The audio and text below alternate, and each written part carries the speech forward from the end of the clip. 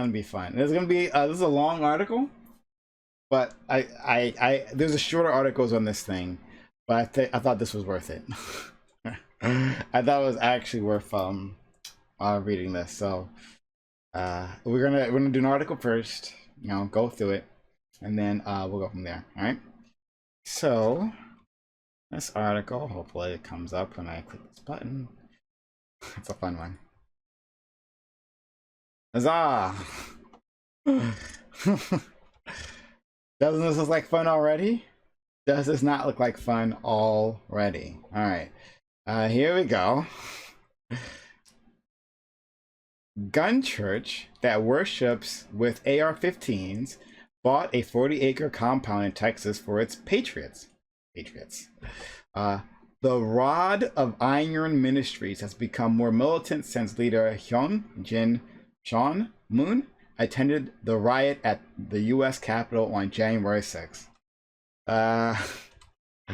So I don't know if you guys this was in the news earlier today, so I maybe one of you guys already knows what I'm going to talk about, but I think this is a lot of fun. I think it's a lot of fun.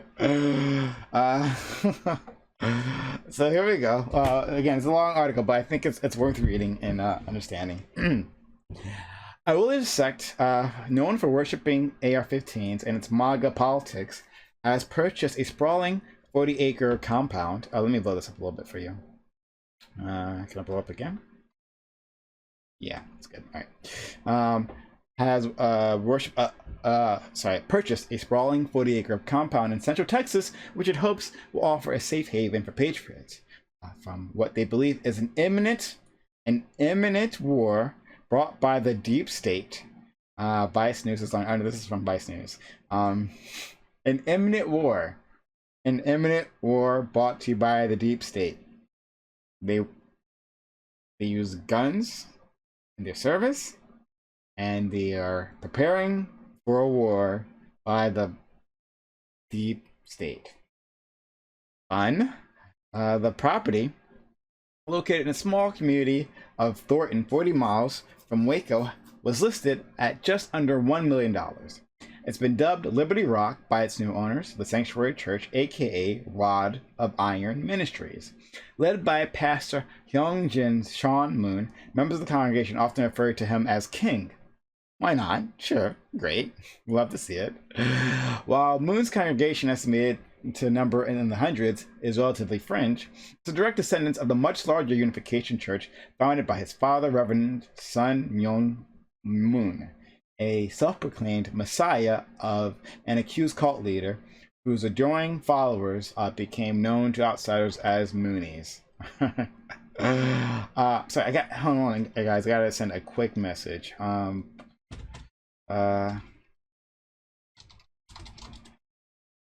Sorry. Okay, there we go. So, yeah, Moonies. They're quite famous, actually. Infamous. The Moonies call. And I think I was involved with them for a second. I was told I was involved with them for a second. I told this story way back when about how this cult tried to recruit me.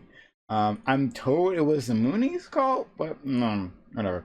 It doesn't matter. It was a cult. The younger Moon, who set up shop in 2017 in Newfoundland, Pennsylvania, follows the doctrine of his late father with a twist. Moon says he was inspired by a biblical passage in the book of Revelation that talked about Jesus using a rod of iron to protect himself and others. He concluded this was a reference to AR-15s and integrated high-powered firearms into regular church services, including wedding ceremonies. He founded the church with the support of his brother, Kook Jin Justin Moon, the CEO of Car Arms, a gun manufacturing company headquartered nearby. All right. I feel like this is great synergy, like you got a family member who has a gun manufacturing company, right? And then you create a church that thinks guns are holy. So you inspiring buyers right there. That's great synergy. I mean, that just works, right? Love to see it. Love to see it. Uh, but from its beginning, the church wholeheartedly embraced former President Donald Trump. Sorry, I kept moving the thing around. I apologize. Former President Donald Trump and incorporated Trumpian culture, war, and conspiracies into its rhetoric. Moon told Vice News in late 2019 that he believed God was working through Trump to rid the world of political Satanism. For example, the deep state and the swamp, and restore Eden. Through his gun-centric MAGA-friendly outlook, Moon has been able to establish some fringe political alliances. Former Trump advisor Stephen Bannon spoke at a recent event hosted by the church. Pennsylvania State Senator and Stop the Steal organizer Doug Mastriano was also recently billed as a special guest at another church event. As Moon's church has expanded, brought additional property, and incorporated in at least 2 more states, Delaware and Florida, his teachings and rhetoric have grown even more radical and militaristic. His sermons contain a wide range of topics, from the weather to why he hates ski resorts, too many leftist lunatics. Sure, makes sense. No, not fair enough. We've taken over. To how to prepare for the coming false flag deep state war. Honestly, okay, stop right there. That sounds like a lot of fun. I went to like a lot of I went to a lot of church like sermons and stuff, right? Like church services, and they were fucking boring. Oh my god, so boring. Oh. Boring. Oh my. Anyway. So I'm just like remembering them now is making me fall asleep. But this stuff. Okay. Oh my god. You know the direction I'm pointing at. Whatever. This stuff. It's fucking erasing my screen. This stuff sounds much more interesting. Yes, it would be a lot more fun if I could hear my pastor ranting and raving about leftist lunatics at ski resorts. This sounds like a good time. So I can understand why this is growing, right? And there's gonna be a false flag war. Well, I don't know. There's a lot of Christian victimhood mentality, right? Even though they're the dominant religion, there's a lot of people who think they're being oppressed, and then there's gonna be a war against Christianity. Yes, there's a lot of that. So this false flag deep state war isn't actually so foreign to me, but yeah, the new property, known locally as Running Branch Camp and Marina, came equipped with a general store, fishing equipment, and an industrial kitchen, RV hookups, cabins, and camping sites. The purpose of the property, according to a GoFundMe seeking $21,000 for renovations, is to expand God's kingdom to the western and southern regions of the United States. God wasn't there before in the western and southern United States, and so now with your $21,000 investment, you will be. Makes sense. After renovations, the church hopes that Liberty Rock will be home to over 100 sites that will serve our community and patriots from Texas and around the country. The Rod of Iron Instagram, which I'm sure has been mistaken for something else, account features photos from the site, including their ribbon cutting and blessing ceremony held on April 20th. At least one family from the church appears to be living there full time while renovations are going on. It's a dangerous time, and this is a place of refuge and retreat if our community needs it. Oh, it says it right there. Okay. Moon said in one of his recent sermons titled "The King's Report," which he typically delivers wearing a crown made of bullets, and you'll see that later on. It's a lot of fun, and a golden AR-15 displayed before him. Of course, in worst-case scenarios. Leaders of the local community association contacted by Vice News did not seem to be aware that they had new neighbors. Is this going to be a problem? Asks one concerned resident. It might be. So this is the, I guess the compound. Picture of the compound, the Running Branch Marina. Yeah, picture of the compound. So it's pretty nice. I don't know. Pretty good. Well, I've got a general store. That's pretty cool. Um, the new property acquisition has been a recurring topic in Moon King's reports, which are now broadcast via the gaming platform Twitch. I missed that part. I didn't know about that part. Or the streaming site Rumble, which is a newer one. It's like the conservative YouTube or something.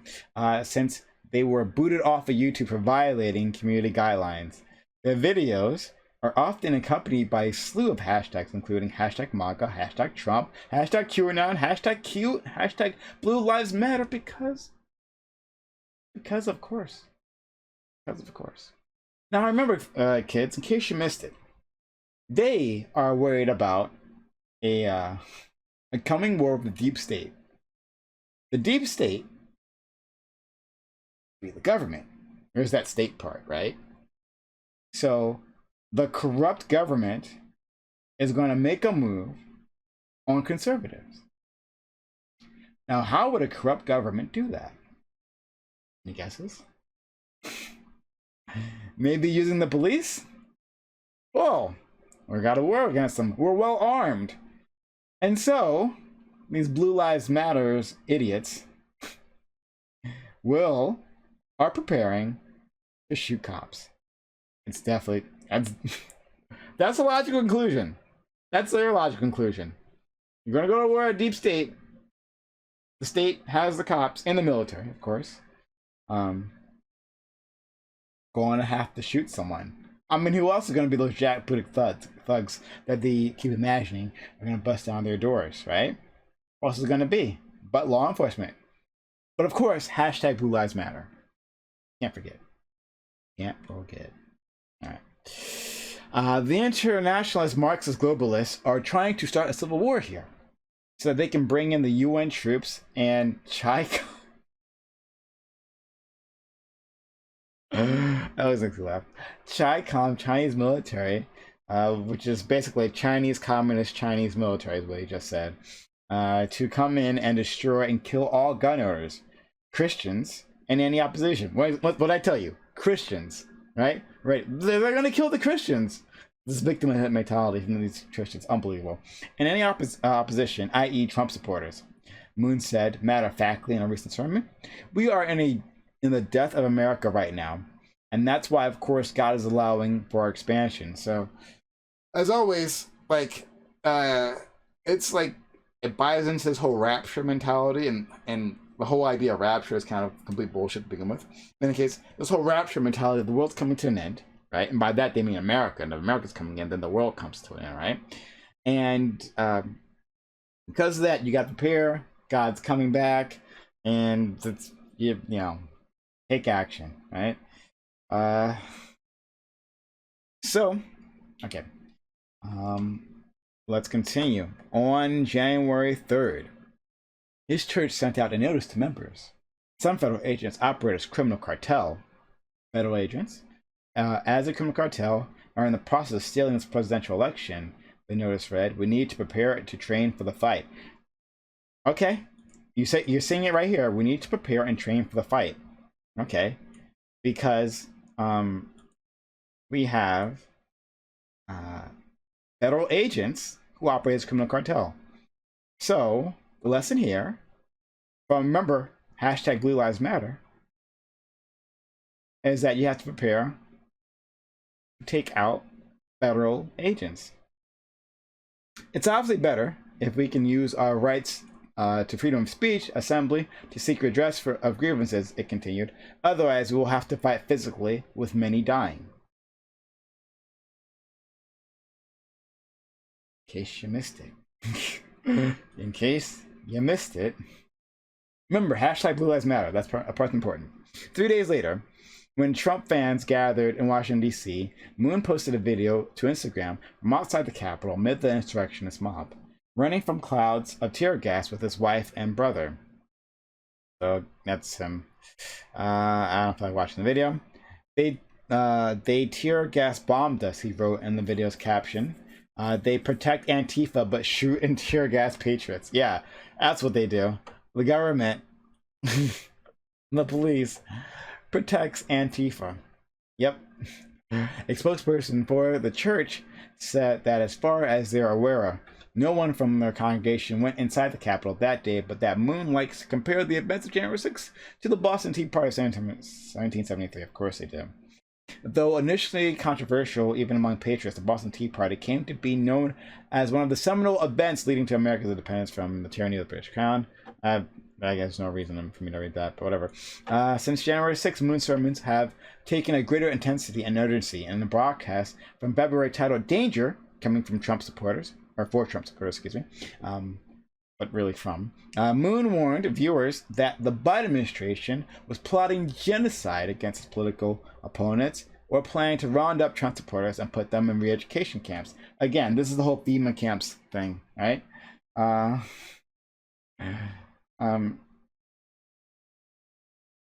But sorry, I don't know what's going on in chat. All right, anyway, whatever. We have to understand the enemy we are dealing with, Moon said.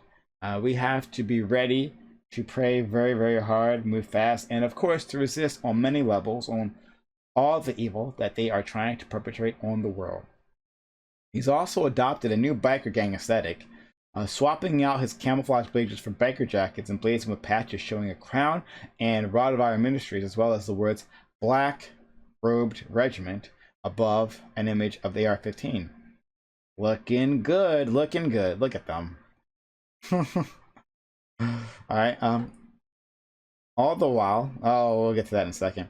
All the while, a community of former Moonies, many of whom have family or friends who are deeply involved with the Sanctuary Church, are watching its slide into extremism with horror. Yeah, that would suck. It feels like I'm watching a school shooting or something in slow motion, said Jane, whose parents are prominent members of the Sanctuary Church and asks that her real name be withheld for safety reasons. These people are just getting crazier and crazier and scaring everyone, and I don't know what's going to happen next. Scrolling down, there he is, handsome, isn't he? With a crown of bullets and his golden AR-15.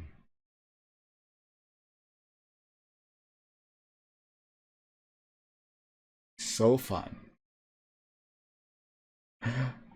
So fun. Aren't these guys a blast? I mean, wow. I want you guys to like soak this image in. This is what we're dealing with. And this guy's not fucking around about that crown. He wears it all the time. Like, he wears this crown of bullets all the time. There's plenty of pictures of him in it. It's a pretty sweet fucking rifle. I agree with you on that, Ludicrous Radical. It's a pretty sweet fucking rifle. I'm gonna give it that.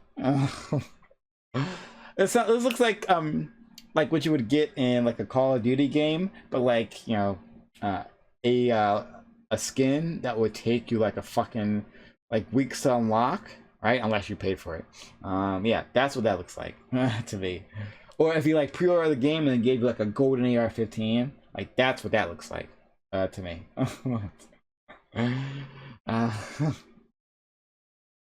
Yeah, I'm not sure. Yeah, so Guerrilla Outpost. This is a good point. Go to soft doesn't make for good gun parts. Yeah, I was wondering if this is just like spray painted gold or actual gold. I would guess. I mean, if he actually cares about guns, it'd be spray painted gold. But I don't. Yeah, I would guess he's a spray painted gold. Yeah. Anyway, moving on.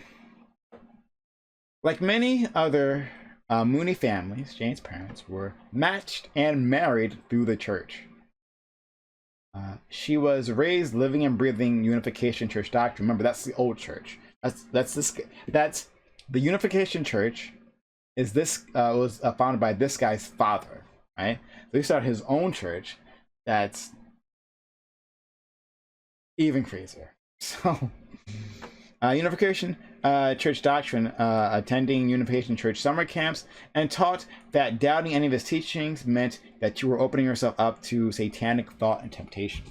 So yeah, this woman grew up with this, her parents and all that. Guns were not part of her life, she said. She remembers hearing gossip from other kids at Sunday school that the church owned a gun company. Then, as a kid, I would say things innocently because I was confused. That would get me in trouble. Jane said, like, why do we have a gun company? Aren't we supposed to be about peace? What's so peaceful about guns?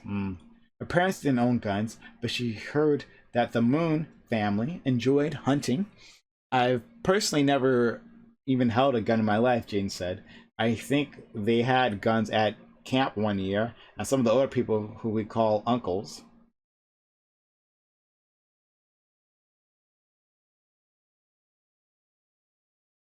Okay. Would take the kids out to target practice, like shooting a can off a wall or something. In 2000, Jane's family moved to Seoul, South Korea, where her dad was tasked with helping Sean Moon set up an English language unification church service. A decade later, they returned to the US and settled in Berkeley, California. That was around the same time, she said, that she noticed her parents seemingly out of nowhere started talking about guns. They were saying things like, if everyone owned a gun, there would be no need for police. Yeah, that makes sense. It makes perfect sense. That makes perfect sense right there. If everyone was armed to the teeth, there'd be no reason for police. Genius. Her father suggested that she get a gun for personal protection. He was saying, like, what if you're at McDonald's and you go to the bathroom and you get raped?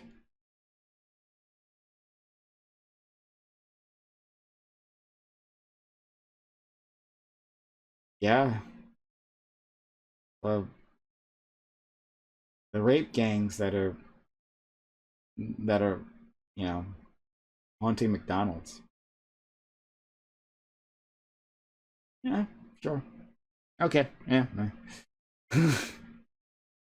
So anyway, around 2010, Jane left the church, started therapy, and severed ties with her parents. I cut them off as an attempt to not drown, said Jane. Then the longer I went without talking with them, the more I realized how abusive they'd been. Um, Years later, she heard her parents were moving to Pennsylvania. They gave some bogus excuse and told everyone in their lives they were moving to help out family member. But really, they were moving to be closer to the sanctuary church, Jane said. Then she saw the pictures of her parents holding AR-15s. She takes pains to ensure her parents don't find out where she lives, and she's trying to determine whether they relocated to Liberty Rock, the new compound, I think. It's not that I believe that they're going to come here with guns and try to kill me, but I do think that they could come here with guns and be like, "Oh, we're going to save you and bring you back to this workshop and take care of you," said Jane. I don't trust them. I don't trust them with a fucking butter knife. That's really sad. I want to kind of stop right there for a second. It's actually kind of really sad, you know? Um, I'm sure she loved her parents, despite the whole cult thing. I'm sure she really loved them. But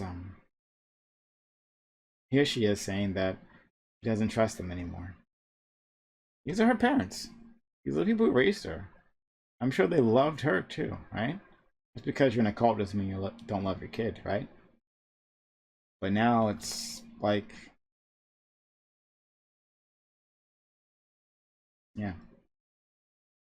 I don't know. I just think it's like it's a bit of a tragedy. Yeah. So it's a shame it's coming to that.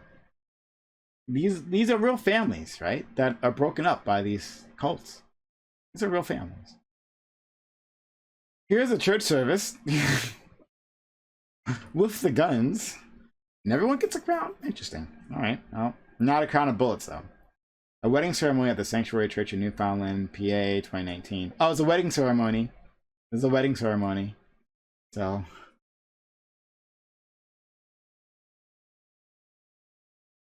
makes sense.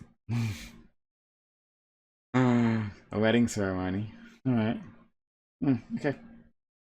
This kid is like the one left out. Look at this kid on the right hand side. I'm not sure if you can see my cursor, but this guy on the right hand side, he's left out. Not wearing a crown. And I guess there's like the other people out there not wearing a crown too. But still, I don't know. This guy, kid must feel a little left out, not having a pretty crown on his head. All right. Anyway, The Sanctuary Church made headlines first in 2018 when news outlets covered a mass wedding ceremony featuring AR-15s. To an outsider, the fact that so many people were willing to take the unusual and radical step of integrating high-powered firearms into their spiritual life was perplexing. It appeared a giant psychological leap to go from, as was the case for many Mooney families not having much to do with guns, to suddenly worshiping them with them in church. Self-described ex-Moonies told Vice News that many who belonged to the original church were psychologically conditioned to make the leap.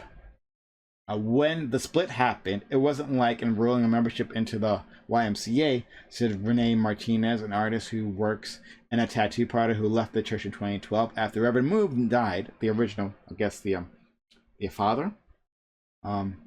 It was a slow roll, clinging on to a new belief system that was nearly identical to what you already believed.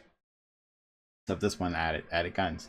The Unification Church has groomed generations for this. Martinez. Remember, the Unification Church was the first church, right? Inspired by like Father Moon, excuse me. This the Iron Rod Ministries Church, right? This other one is founded by the son. Gotta make sure you keep track of that, right? So Unification first, Iron Rod second. And so she's saying that because the Unification Church was so successful, the Moonies, right? They were so successful before, then these people were pre-groomed. They were ready for this. This other church seems to follow a lot of the same doctrine, but it adds guns into, right? So it was like an easy step for them to take. Like, okay, I guess guns are really important now. All right, sure, why not? If you're getting all your messages from the church, right? If they're doing all your critical thinking for you, then of course they could just add new doctrine like this and like, oh, this was actually critical for us the entire time, is to be armed to the teeth, right? So it makes sense. I mean, in that way. The church is now 60 years old, with 3 generations now. It's not just some cult that hippies joined. People are programmed into it and know nothing else. The Unification Church did not respond to Vice News, though. When Sean, the son, started purchasing guns, and his brother, the one who owns the gun company, started pushing his gun company, it was easily accepted because Reverend Moon, the father, himself said he had to prepare to protect peace, said Martinez. I think violence and supporting guns has always been part of the Unification Church. 4 members of the Unification Church said that it operates on a buffet of cohesive and abusive tactics to foster an enduring loyalty and blind trust. For example, they create heightened anxiety and fear around a common enemy, 4 members said. They rely on love bombing, or where important church officials shower new members of love. Yeah, that's the thing. You get scared of that being taken away, said Chain, and you always you do anything to get it back. Yeah, love bombing is a thing. I've heard of that with with cults before, and that as soon as you get in, right, like especially with so many people who don't have aren't attached to anything, like are looking for some sort of group, some sort of place of belonging. You don't have that, and then you come into this place, right, this new area, and then they just give you love. You can't do anything wrong. You are amazing. We're happy to have you here. Come join us. Be part of the family. Like, have some meals with us. Did you not have friends before? Did you not have a place to stay? We're gonna give you a place to stay. Don't worry. We're gonna set you all up, right? We are going to wrap our arms around you and make you feel like you absolutely belong here. Now, if you didn't have anything that looked like that before, then this is going to be extremely enticing. It's going to be hard to say no to that. And it's going to be hard to say no to the church doctrines that you have to follow, whether they be abusive or not, because then that risk you losing out on this sense of belonging. So that's a big thing. That love bombing is not an insignificant part. That's important. And then, of course, creating heightened anxiety and fear around a common enemy. Former members said, well, that's the entire fucking Republican Party, right? Like, that's like Fox News, Create heightened anxiety and fear around a common enemy, That's Fox News. No, what did I tell you? That's regular cult shit. Yeah. Yeah. Yeah. So, Martinez said that she was harassed by church officials after she broke from the Unification Church around 2012. The state leader came to my house and told me to go to a workshop, 2-day, then a 3-day, then a 21-day workshop to get re-indoctrinated. Holy crap. Okay, the state leader, I guess the leader of the state for the church, told her that she got to do these re-education camps. But this is the actual re-education camps. So earlier in the article, they talked about how they're afraid of like being sent to re-education camps. No, they send their members to re-education camps. She decides not to come back. No, we got to get you settled. You got to get your mind right, right? So you got to go to these camps. We've seen this before. Scientology does the same thing. They do the same thing with the camps. They put their put them in these like actual camps, like an actual camp, right? But they have like barbed wire around it. You cannot leave. They sometimes starve you, from what I've heard. It gets crazy in that Scientology camp. So yeah, this is a thing. This is a thing. Okay. It was terrifying. That's why I moved out to the desert. These kinds of allegations against the church have simmered for decades, and the church has repeatedly asserted that its critics are bitter or disaffected former members. There's no current evidence to show that the Younger Moon spin-offs church relies on similar coercive tactics. Okay, well, so let's hope it doesn't. Oh, also, more of the wedding. One of 7 couples who were married in a joint wedding ceremony at the Sanctuary Church in Winu Family in PA in 2019. So, yeah. I guess that tie is that orange tie around the weapon is to keep it from firing, maybe? I don't know. I don't know much about guns, honestly, so. But I guess I could surmise that, maybe? Oh no. Oh, sorry, that's going through the where they reload the place where you put the bullets. All right, whatever. So you know it's empty anyways, right? But hooray for the weapons. Martinez and Jane are part of a community of second-generation former Moonies who are connected via WhatsApp and increasingly speaking out against what they allege were psychological abuses inflicted by the church. They say that a recent violent incident involving one of the church's members, whom some of them knew, should be seen as a warning for what's to come and the inevitable byproduct of years of psychological manipulation, mental health abuse, and increasingly radical rhetoric. Nicholas Skolstad, 33, was also raised in the Unification Church. I remember the previous one. And after Reverend Moon's death, the father, he joined the gun-centric spinoff, according to Martinez, who grew up a few houses away from him. Skolstad describes himself as a follower of Hong Jin Moon and a warrior for Christ. In his Instagram bio. His Instagram is littered with hashtags referencing the QAnon conspiracy theory. Sounds like he's stable. He was arrested last month after he alleged, I'm not sure when this is published, last month after he allegedly repeatedly rammed his car into a New York Department of Transport vehicle in Westchester, New York, escalating, smashed its windows, and attacked officers who arrived at the scene, screaming, "I'm Jesus Christ. You are going to die today. Are you ready to die?"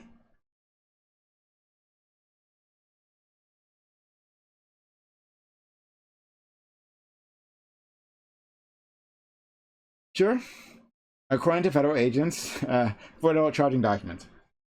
When police searched his vehicle, they discovered a shell casing in a notebook. Inside the notebook, there was a page titled List to Kill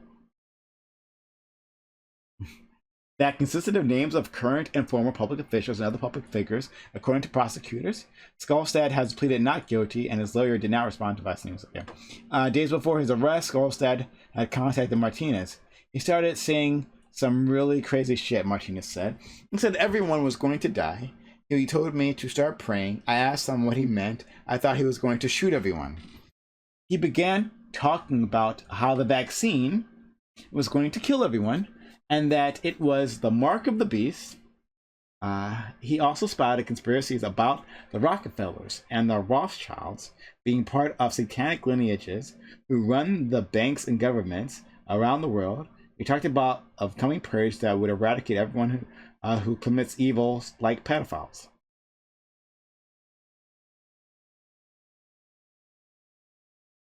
As always, it eventually goes back to the Jews. All of it. All of it. It always goes back to the Jews. Always, always, always, always. Yeah. So hardcore conspiracy there. And then the pedophile thing, the whole QAnon thing, everyone's a fucking pedophile. And so once you're identified as a pedophile, right? If they think you're a pedophile, that's the worst thing you can be. Like even a murderer is not as bad as a pedophile, right? And so once they get you to think that your enemy is a pedophile, then they can do anything to them. They'll do anything. Anything is warranted if they're a pedophile, right? A spokesperson for the Sanctuary Church confirmed that Skarlstad was part of their community, but noted that he never held any leadership position and only attended services occasionally. He was arrested based on charges made by law enforcement. Spokesperson said, under America's system of jurisprudence, he is innocent until proven guilty. The leader does not have the authority to determine his guilt or innocence. Okay. It was shocking but not unexpected, said Martinez about Skarlstad's arrest. It seemed like the natural evolution of things. I know how radical the church is. I know it doesn't believe in mental health. Of course not. I know how it ruins people's lives. Of course it doesn't believe in mental health. Just like Scientology doesn't believe in mental health. Because then they might tell you that this shit is fucking crazy. Like a psychologist might like let you know this shit is batshit. Like, and separate yourself from the abuse. That's what a psychologist will say. You describe what you're dealing with. Like, no, this is psychological abuse. Get away from this. This is emotional manipulation. Get away from this. So they don't want to believe in mental health. So yeah, that's the end of the article. Long article, but yeah. But yeah. So, what do you think?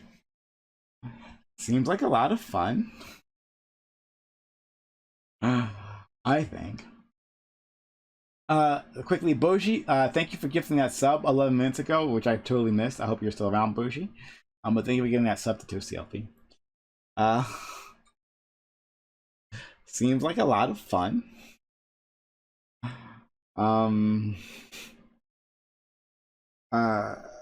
Yeah, so should a religion like this be suppressed? You know? That's what I want to know, right? That's what I want to know for you. Should a religion like this be suppressed? I don't know. What do I think? What do I think about all this?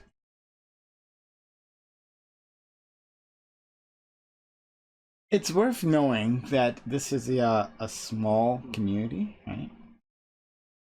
But this isn't particularly, like, this isn't a giant movement. I think it's more indicative of everything else that's going on in culture, right? That you can have these such extreme religions, and honestly, if you take away the ceremony out of it, right? We take away like the accoutrement, right? It's not, God, like this love of guns, and this focus on them, and this laser focus, and then you know, saying that we have enemies that are out to get us, and like victimhood mentality. This is not all that far from like the modern Republican Party. It's not all that far from conservatives. Yeah, Kobe, our good friend, an incredible mod here, says America has always been open to insanely sex. Yeah, like we've sprinkled the ground. Like if they watch Fox News, right? How much of this religion, of their doctrine, can they get from Fox News? A lot. Fox News is supposed to be treated as a legitimate source of news, even though you know most of us know better here. But a lot of this, what they're talking about, is basically Q shit. That's a lot. You'll find that on Fox News. You'll find a lot of that on Fox News. We're dancing around it. Are politicians flirting with it? So, how much is different? This guy looks nutty with his crown of bullets. Looks a little nutty, but he's just kind of like codifying this, right? Into like a fancy religion that benefits him. Um, but yeah, should further actions be taken if they're talking about a coming war, right? What should we do as a society? How should we treat these people? Uh, I think these people could potentially be quite dangerous, right? You're getting these people hopped up, thinking that there's going to be some sort of fight coming, right? That something big is coming down the pike. If that's the case, then what could trigger them to actually take action? There's one person here. That guy seemed like he had a psychotic break. Not gonna lie, right? I'm not gonna put that on all of these people, right? I'm sure a lot more of them are emotionally stable than that, even if you're in a cult. Yeah, like this. I'm sure a lot more of them are emotionally stable enough to not do what the one dude did with like attacking cops, smashing his car into a vehicle and all that, and saying I'm Jesus Christ and gotta destroy you all, right? I'm sure that most of them are better than that, but still, the underlying assumptions that led to this, yeah, I think you can get so much of this from just like quote unquote mainstream sources. Something's got to be done about this, I think. I think letting this type of thing fester is a problem. Now, I'm not sure exactly what to do. That escapes me right now. But, yeah. So I'm curious what you have to think. So, uh, what are your initial thoughts on all this? Yeah, I definitely can understandably be very concerned with the certain groups, as you brought up, like the Moonies, too, that mega worshipping AK 50, no, AR-15s that want to make a compound in the middle of like Texas to prepare for the oncoming war against this deep state. It's just I think we could probably make an understanding or at least a differentiate between those who come from like a cult let environment than those who are come from a religion specifically. I think we can I wish Vivian would be here because she could probably explain this much better because she's an expert on this. But we can I do think that least to say if they go around and be very much to advocating violence like as the group from Texas is doing, that probably would be my fine line of saying that that probably hasn't dealt with at least some way possible within like a way to de-escalate it, not in some manner like Waco you probably would assume. Okay, all right. So, um, yeah. So we should find a way because it's a possibility that these things can get violent, and we want to Yeah. yeah de-escalate that. Yeah, I think that's a solid start right there indeed. Um, so yeah, I the buy the their they're uh, Kobe says the Waco was a branch of Vidian's fall. I don't know. I've heard True. conflicting reports. Have I have conflicting reports? I don't fucking know. But I can't like adjudicate that. Kobe, come on. We'd love to talk to you. Yeah, the Branch Davidians are their own weird sect of the like of their. I would say that their cultish like environment. Like it's just they come from the old like prophecy, like the end is coming from like the 1800s, and the Millerites they would probably would say, and they end up eventually splitting up between like the Seventh Day Adventists to the Branch Davidians, as what we probably would say the Waco people, and the group that I think that Kobe would mention, it's very much to that whole part of like being very much evangelical to their core, to their worship, to where it's probably has to be part of everything they do in their life, which has been like at least a thought forth even back in the day. We can look at figures like I don't want to like Stonewall Jackson, the general from the Confederacy, was put everything in his routine religiously, like prayed all the time, thought about God and or whatnot, and the but we can tell that that's coming from the time, at least given the environment they came from and the kind of things that they talked about in their daily apertures and letters that we can look into. But then we look at now, it's a lot of it's different, and then we could obviously in this kind of environment we don't exactly have that much of a say, where we end up having people who are commonly talking about, but we end up putting forth more of a minded to certain groups who want to put forth their own version of society, and that's what we have, like other evangelical groups who like Seven Day Adventists, Branch Davidians, and all of that, who think to their own way is the right way to worship God. I Yeah, yeah. So yeah, there are a lot of so there quite oh, Amanda's back. Amanda, you there? Hi. Hey, buddy. Um. Uh. Oh, there you are. Here's your face. Your lovely face. I'll put you on screen. Uh. Okay. 1 second. There you go, Amanda. Missed you so much. Yay.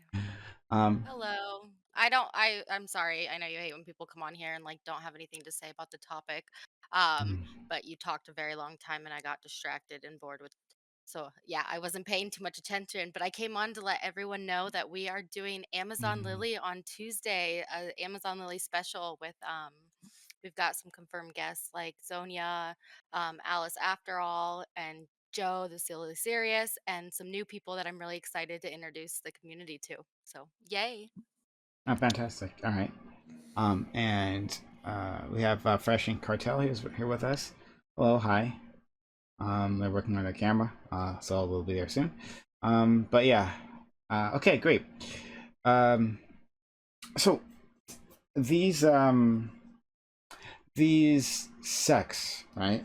There are quite a few of them, and they all believe different things, right? But like they all, there's a level of isolation that happens with them, right? Like you have to get everything like springs forth from that community, right? Your social um, uh, your social life tends to center around them, and going outside of it is always a problem, right? They don't accept that, and because the moment you start exposing yourself to different ideas, then you're going to start to question this, right? Like, I mean, not everyone, like, not everyone thinks what I'm doing is sane, right? Again, when we were talking about mental health, there are a lot of people who, like, how those uh, sex, like these cults, aren't a fan of mental health professionals, because if you talk to them and you explain to them what you've been going through, they're going to say, "Hey, this shit is crazy. This is emotional abuse. This is psychological abuse. Might be financial abuse. You know, because some of these places require you to give a lot of money to the church, right? To the religion, Yeah. keep it going. And so yeah, that like outside forces will have you straight away. That's why everything else is of the devil, right? All those other ways, those are all of the devil. And every there's enemies lurking everywhere. Um, there's um, there are people who are trying to like hurt you and your family, maybe, right? Um, and but don't worry, because we have this church doctrine. Once you're in with this circle, you can protect yourself from all of that. You're going to be good. So yeah, I would be curious what the rest of you have to think. Fresh Ink and Yep. Fresh Ink. No, for like about the Moonies and like the subsects that come off of them, like you particularly, I I guess. can't. I can't hear you. Like you're very quiet. Uh, yeah. Let's maybe try drill outputs while waiting. Yeah, so I personally think that everyone should be entitled to their own religious opinion. However, when you start, you get into a real gray area when you come into, that sort of thing where they believe defending themselves with their rods of iron. Um, do we cancel that? Is that a call for actual violence? If that is, then can we say that Christianity in a whole, for the centuries past, as they call the end days are coming and Armageddon is upon us? Is that also a call for revolution and for violence? And can we use that basically in the same effect to suppress the entirety of Christianity? It's hard to say until we can pinpoint actual pieces of evidence, actual acts of violence and such, and make that call from there. I mean, there's definitely some evidence of we could look to those who talk about prophecy of doom back to the Reformation period in the 1500s. You end up having the Anabaptists having their coming out to creating their own communes and their own little rebellions. The more famous one is the Munster Rebellion that end up having this guy called I like this guy end up was like, I'm the prophet, speak through me, ends up getting killed. And then some other his followers says, no, I speak through God and I have 10 wives, and then eventually gets killed by the army of a bishop. So it's just a lot of this whole entire thought's been going on for a good amount of time, but a lot of the more reasons or what we call cultish things been very much recent, like Moonies. We talk about the AK-47s and whatnot, and it's But just that but what about that other than the rifles makes that a cult when you compare it to, say, just Christianity in general? One second. well, Hold on. Jem, your camera hasn't come on yet. I'm not sure if you noticed that. Maybe try turning it off and try to turn it back on. Sometimes that helps. Or maybe your camera's being taken by taken out by something, because it's just spinning now. Jem, can you Mine, I had to exit Discord and let it update. Yeah, Jem, can you hear us? Actually, Hold on. Jem, can you hear us?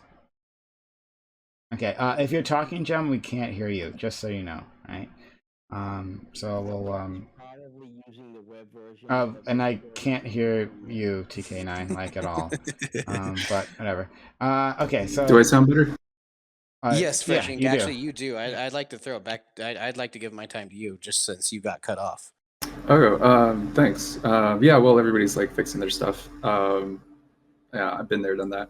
I think with the Moody specifically, we're talking about like, is there something that we can do that isn't overly suppressing like Christians? Is there like something that we set up that people would just have a domino effect like kind of concerned over? Which, not to say that that isn't possible to go down that route, right? If you implemented something like like, oh, these cults are bad. We need a reactive law that specifically targets this one. And like, what does the law just like go down and apply to other Christians? I think you could avoid that by setting up some more structured guidelines. Like, I personally don't advocate in good favor, like for the criminal justice system. But if you set up guidelines, right? But what? Um, Sorry to interrupt, but what would those guidelines entail? Like that wouldn't so apply to Christianity as a whole. you would have to the more cultish aspects, like securing a financial, like exchanging group exclusivity with like finances, essentially, like give your money so that you could be a part of our group. Like, I think that's something that you could look into and like actually find evidence for if you were to go out looking for it, right? And I don't think there's a lot of things that you would have to target specifically to Christians. Like these are things that are more universal. So you can't, like, we're using the Moonies as like a case focus, right? But it's anything that you pass like legal wise is essentially not going to be targeting Christians, at least in the United States. Well, I mean, that would be against the Constitution, right? Just to target a religious group based on them being religious. The one thing that Yeah. the thing that you were talking about, like with laws and stuff, I think we'd have to like peel back and kind of define what mental abuse is and physical abuse and talk about consent and a whole bunch of other things in regards to this, and also issues with like freedom of speech, right? Which there's already a whole bunch of legal precedents on these issues. So we need to like tear them apart and how we could specify them to stop cults as opposed to just religious groups. What's the difference between a cult and a religious I, group? TK9. Just size. I can barely hear you. Well, Like, what's going on? You could have a very small like spiritual group, and Oh. to everybody within it, it's either is or isn't religion. But to outsiders, maybe it appears as like a cult, right? Okay. One second. Just before that, Jem, can you hear us at all? You're not. All right. I don't know if you can hear Hi, us. Jim. But try quitting Discord. Make So sure... Discord actually has been breaking for me too, where it like just gets stuck and me being suspended in a channel. So they might have to kill it in their task manager. Yeah. So Jem, I'm not sure you can hear us, but do that, and you can come back. We'll let you back in. But we're gonna disconnect you for now because it's just spinning thing here. All right. But please come back if you can. Just like try to restart Discord, exit and stuff. Can All right. Prime one more time? Can you hear me, Prime? Oh my god, I don't know. Can other people hear him? I can. I have him on 200 and he's very quiet. Yeah, you're extremely quiet. You gotta adjust your settings, dude. There doesn't seem to be a standard definition to what a cult is. It's just more of like a new religion. No, Yeah. there are. It's not. Yeah, that's not Yeah, true. Go ahead. it's not a religion type thing. It's there are.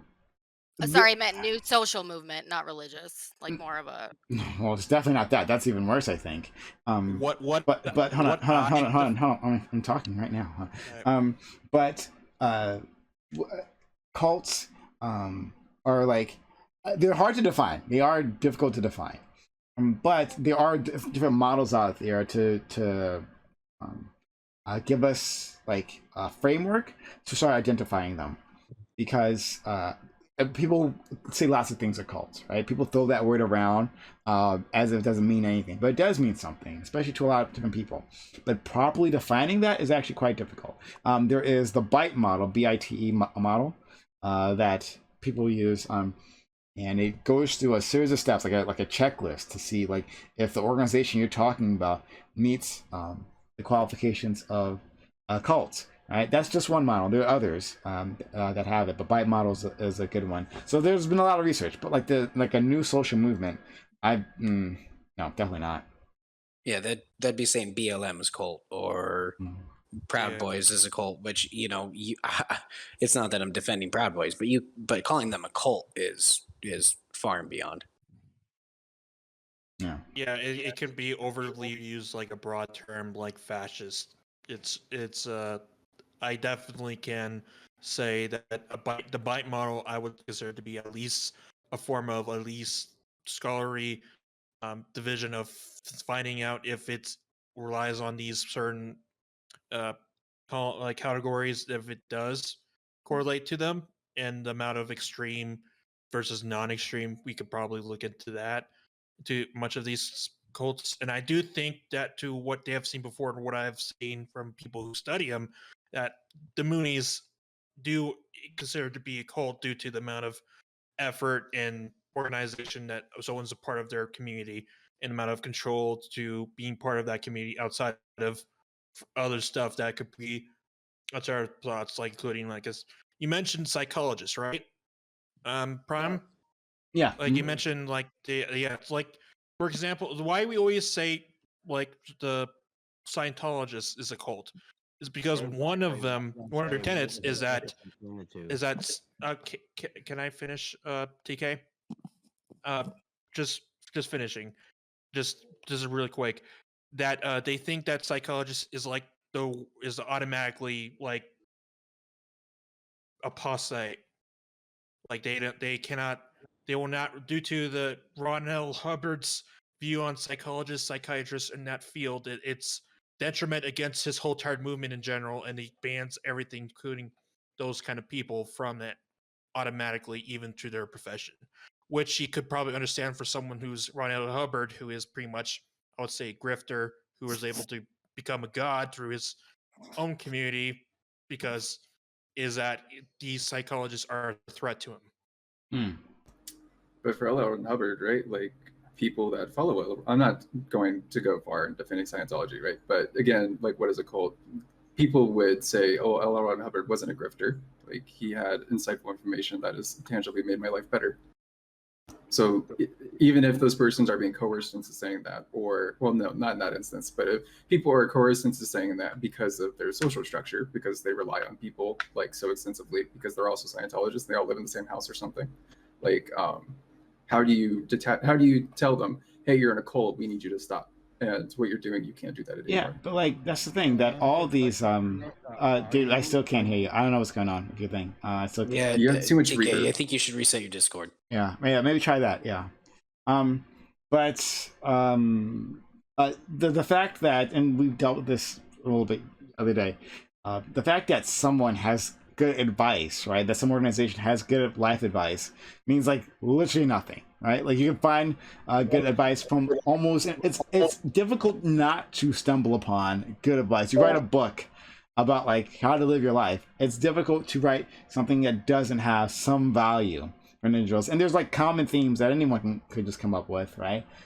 That can make things better, right? And maybe this particular cult put it in a certain way that actually appealed to you, and then you actually started following this advice, like follow clean your room, right? Like follow the schedule, like focus on your family, right? Like it's just like basic shit, right? So like any particular organization could do that, but no, I know you're not trying to defend them, French. I'm not saying you're trying to defend anything on the situation, but like but you're saying like what do we do? Well, I think one, you say that, right?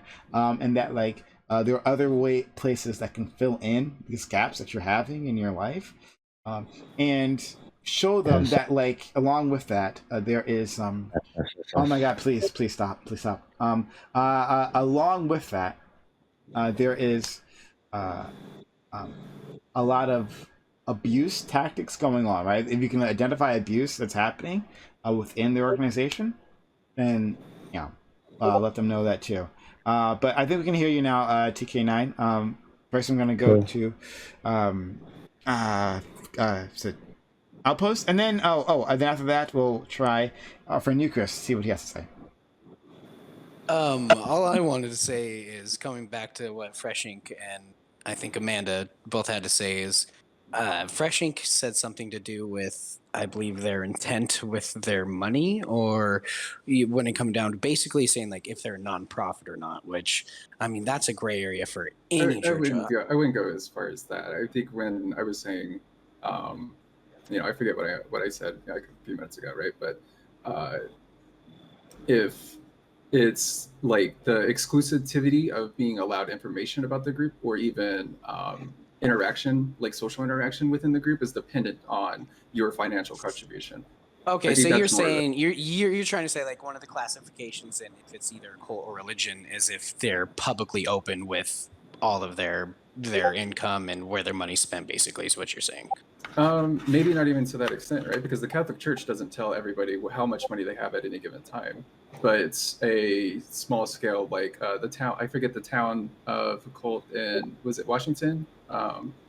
That's essentially was like buying, like started taking over like an entire county because they were getting like pushback from like the local town that they were settling up next to. So it's like something of that scale, right? If you're having that level of like, it's not even like the secrecy, but it's maybe not like everything that's in their coffers, but Yeah. like, you know, what they're maybe doing currently. And then I think Amanda said something to do with you know, the difference between like a cult and a religion was consent. Did I hear you right there? Yeah, I said it was something we would need to like discuss, like consent, and I think the one thing that I hear everyone saying is the word control. By the way, that seems to be the Yeah, well, and thing. I personally think that's an extremely dangerous line to cross between, because especially if you find people who are deep in a cult, find one that is not consenting to everything the cult is doing. I think, you know, find people who aren't consenting to praying and going to church instead of receiving medical attention. I think that's a I don't think that's a good line to use to differentiate I, I between. wasn't dif- I wasn't differentiating the two. I was saying it was something that we would need to discuss in regards to. Okay. I Yeah. understand there. I sorry. I apologize for that. So those were 2 points that I just wanted to touch on because um, I just personally I thought those were 2 pretty dangerous points as far as like differentiating between a cult and a religion, because you're going to find consent in both, and you're going to find paperwork that's hidden in both. So those are just 2 points I wanted to touch on before we got too far away. Smash, Amanda, and then Eucharist, and we'll try TK9. Yeah, I don't really have anything to add except for like maybe my own personal experience with religion. I don't, what is that noise? Yeah, TK9, if you can mute yourself. Thank you. Sorry. Like my own, and like I really have no idea how to differentiate it.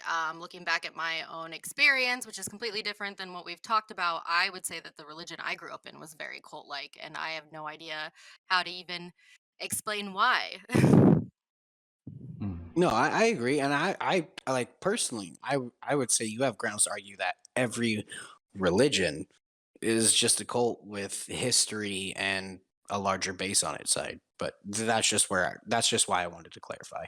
Yeah, I'm not so sure about that. Well, let's see what Eucharist has to say first. Eucharist.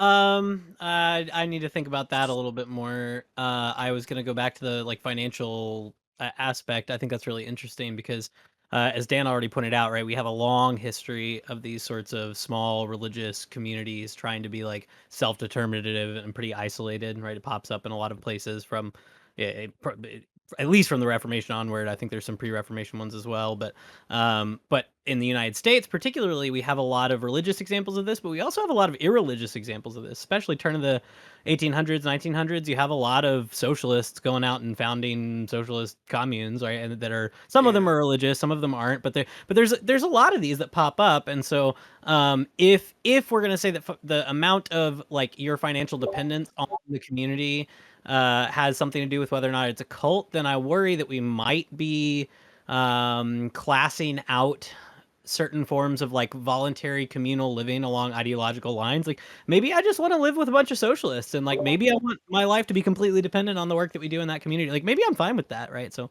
I want I like any religion conversation, when we're talking about how we regulate or suppress or whatever, where you draw lines is really, really important, because you might be catching things that you don't want to catch in the net. of things that you're classifying as bad. Like, as we've already said, right? The amount of control that something exercises of you over you. Well, that's kind of a slippery slope in some ways, in the sense that, like, I know some people who are like pretty much ideological conformists to whatever camp they find themselves in, and they're not really exercising critical thinking. They found a camp and they found thinkers that agree with them, and they found people that agree with them, and they have all this, confirmation bias stuff, whatever. So I don't know. It seems hard to draw some of those lines, but Yeah, I'll think more on the like what does that have to all do with religions are control? cult thing. But How does that Right, like, that was going to be my thing. I don't know if you like how I sound out there. I know You're fine. You're fine. You're good. I've had a lot of tech problems, but my opinion is that yeah, all religions are cults. I don't care whether it's Christian, Jewish, or you go ahead and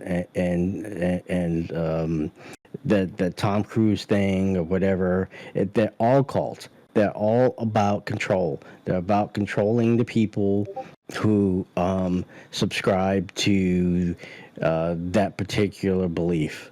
So, from my opinion, I am not a big believer in organized religion at all, because I think that they all are cultish. They're all about controlling people, and they're all about it's almost like a money making system, to believe it or not. So what about like a Buddhist temple where like all the monks have devoted their entire lives to Buddhism, even though for many people Buddhism isn't even a religious structure, but you still have a religious institution, right, that you're actively participating and giving your life to. Would you say that those people are in a cult? Because I mean, those people are willingly being there. They're not subscribing strictly to like a religious system.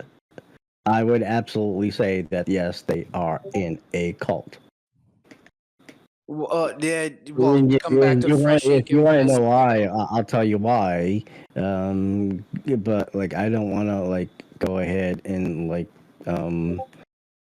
take control over this whole thing or this discussion or whatever. But I'll tell you why I think like Buddhism and every religion from time and beginning are all cultish.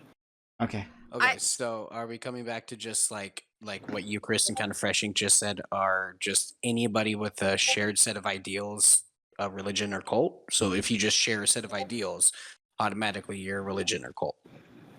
It's not necessarily make a that. school a It's a cult? matter of the leadership. It's a matter of the leadership and what they're doing. So And is our what- public education now a cult? Is that what we're defining a cult? Like, No, I think Euchre's. Well, Euchre's, it looks like he's about to say, so I don't want to speak for him. But what Euchre's was saying, right? Maybe it would be better to stop attacking this from the position of like, how do we make laws, or how do we address the cult problem in America? Well, it should be like whatever the touch the actual problem of the panel. It might be better to discuss it like what solutions could we put out that deal with this, but also maybe just also benefit everybody. how do we figure out a solution if we can't even define it? Yeah, right. So like instead of like arguing like, oh, is it a religious institution or is it a cult, think about just groups of control. And so it doesn't matter if it's a business or if it's like an after school like PTA meeting or something. And that's what was my question, is you described something and was like, I don't think it has to do with control, but all the things that you were saying had nothing to do with control. So I guess I'm confused. Well, I would say in many cases of things that most of us would agree are called cults, it doesn't start out with somebody dominating your life. It doesn't start out with someone saying, you must do this or I'm going to come kill your family. That's not what it starts out as. Yeah. So right. So what I'm saying is I want to be careful in the sense that I think most of us a lot of people who have appeared on these panels before would be fine with a group of people forming a sort of voluntary community with shared ideology and having certain principles according to which they live, right? And being dependent on that community, contributing to everyone's good, these like kind of communal living. Those things easily end up becoming what we call cults. And there are lots of examples of this throughout history of exactly that sort of thing. And then you have one person who kind of organizes the project, and then that person becomes what we call a cult leader. So yeah, so I want to be careful careful about this because what is control and what's not, especially when it comes, this, I think this like the bite model is useful, but what counts as behavioral control, information control, etc., it can be kind of gray, and it ends up being kind of slippery. You get a bunch of people who kind of agree, you get self-reinforcing opinions, you get a charismatic leader among that group who starts guiding you down a particular path, like we saw in this article today, right? We saw a bunch of people who started out in this and were like, wait, this isn't the way that it was, but this one guy kind of got it and led us down this path, and everybody's going along with them, and a few of them are like, wait, whoa, that doesn't seem right, but everybody else is nodding along like, yeah, this is kind of what we believed all along, right? So yeah, I just want to make sure if we're talking about, I agree we're with talking about what fixing he this. just said completely. Yeah. Completely, 100%. Okay. Yeah, but I, Could you mute yourself, TK9? Because we can't. You're getting constant like noise from your end. Yeah. So Eucharist, as long as there's a sense of like democracy, like say as the people inside of the movement have a say in the leadership or the direction of the movement goes, that's kind of the line that we're drawing between like a cult. I don't even know if I want to draw that line. I guess I was just sort of pressing on like the ideas that I had heard raised so far, especially the financial dependence aspect, insofar as it might apply to somebody who's like, screw capitalism, I want to get with a bunch of people and be a self-sustaining community where my Oh no, entire I agree livelihood with is that. dependent That's on that, kind of right? why I pushed back So on those 2 points earlier. Is I think that's a dangerous line to kind of toe. I think most organized religions are going to have some anti-democratic aspect. Like that's obvious. Like there's some authority that's going to tell you what is true and what's not. And so if we want to say that anything anti-democratic is a cult, well, we can go run down that train of thought. But yeah, I don't know if I want to say that. So maybe we should hash that out. No, sorry, I didn't mean like sorry, I didn't mean, I guess, if anything like anti-democratic is necessarily cult. It's just, that would kind of be the one of the defining lines between like a group that has a shared ideology, a shared sense, maybe meets once or twice a week and tries to follow a set of guidelines or whatever ideology they have set. The difference between a group of people deciding that and one person stepping out and deciding, hey, this is the way that this is the direction the group is going to go. That'd be a good thing to a good line. Where if we're crossing that, we're kind of stepping into a cult. Okay, perfect. Yeah, Yeah. I would agree with that. Amanda, I think you've been trying to get in. yeah, I don't really hear any points, I guess, at this moment. I think we've kind of gotten away from if religion should be suppressed into like what's the difference between a religion and a cult. I also agree we should kind of get back to the main point. But I don't know how we get back there if we can't define what we're even talking about. I mean, I don't think any religious institutions should be making decisions off of for everybody within a region if not everybody within that region is. So I believe that we can look. All organized religion is cultists. Yeah. Okay. So we have so we have this bite model type thing, right? So we'll work on that, right? If you guys want to define a cult, all right? So once again, and our helpful friend Eucharist give us a link. I'll repost the link in chat, Twitch chat, and I'll put it in BC chat for all of you, right? So we're gonna give you a very basic understanding of that, and we're not gonna go through the whole thing. It's like quite extensive. But yeah, sure, no problem.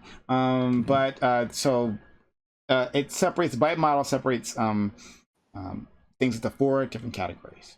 You have your behavior control, your information control, your thought control, and your emotional control, right? Some behavioral controls, right? Kidnapping, beating, torture, rape. Well, those are really extreme. But regulate individual person's physical reality. Interesting. Dictate where, how, and with whom the members lives and associates or isolates. When, how, and with whom the member has sex. Well, I mean, Christianity does that in general too, but no. But I guess a more extreme version of that. Control types of clothing and hairstyles. Regulate diet, food, and well, anyway.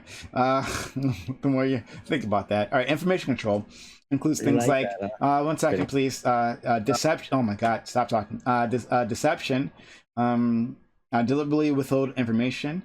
Distort information to make it more acceptable. Systematically lie to the cult member.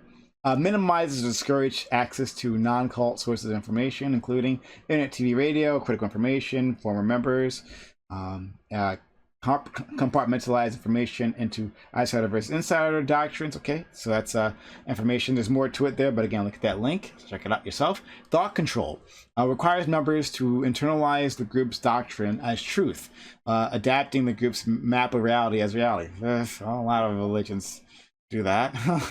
Instill black and white thinking, decide between good versus evil, organize people into us versus them. Oh, that's a lot of religions. Change person's name and identity. All right, well, that's different. Use of loaded language and cliches which constrict knowledge, stop critical thoughts, and reduce complexities into platitudinous buzzwords. So they're talking about thought terminating cliches, right? They're like cliches like one is do your own research. That's one of those, right? Do your own research. It's like, well, you got to go out and do all that. Like, I can't be bothered to think anymore, right? You just haven't done the research, and so because you haven't done the research, and you're saying that my cult is like crazy, right? Like QAnon, right? They'll tell you do your own research. That means stop talking to me. You haven't done enough. You haven't seen the YouTube videos I've seen. And so there's no point continuing this conversation. There's no point. And I don't have to think anymore. I told you to go do the research. Now we're done. Right? That's just one example, many examples of these things, right? That was just one off the top of my head. But yeah. So that's thought control, all to emotional control. The last one, and there's more to this. Emotional control includes manipulate and narrow the range of feelings. Some emotions and or needs are deemed as evil, wrong, or selfish. A lot of religions do that. Teach emotion stopping techniques to block feelings of homesickness, anger, doubt. Make the person feel that problems are always their own fault, never the leader's or the group's fault. Okay. Promote feelings of guilt, unworthiness, such as identity guilt. You are not living up to your potential. Your family is deficient. Your past is suspect. Your affiliations are unwise. Your thoughts, feelings, or actions are irrelevant or selfish. Social guilt, historical guilt, things like that, right? And it goes on. These is very extensive. So again, look at the bite model yourself.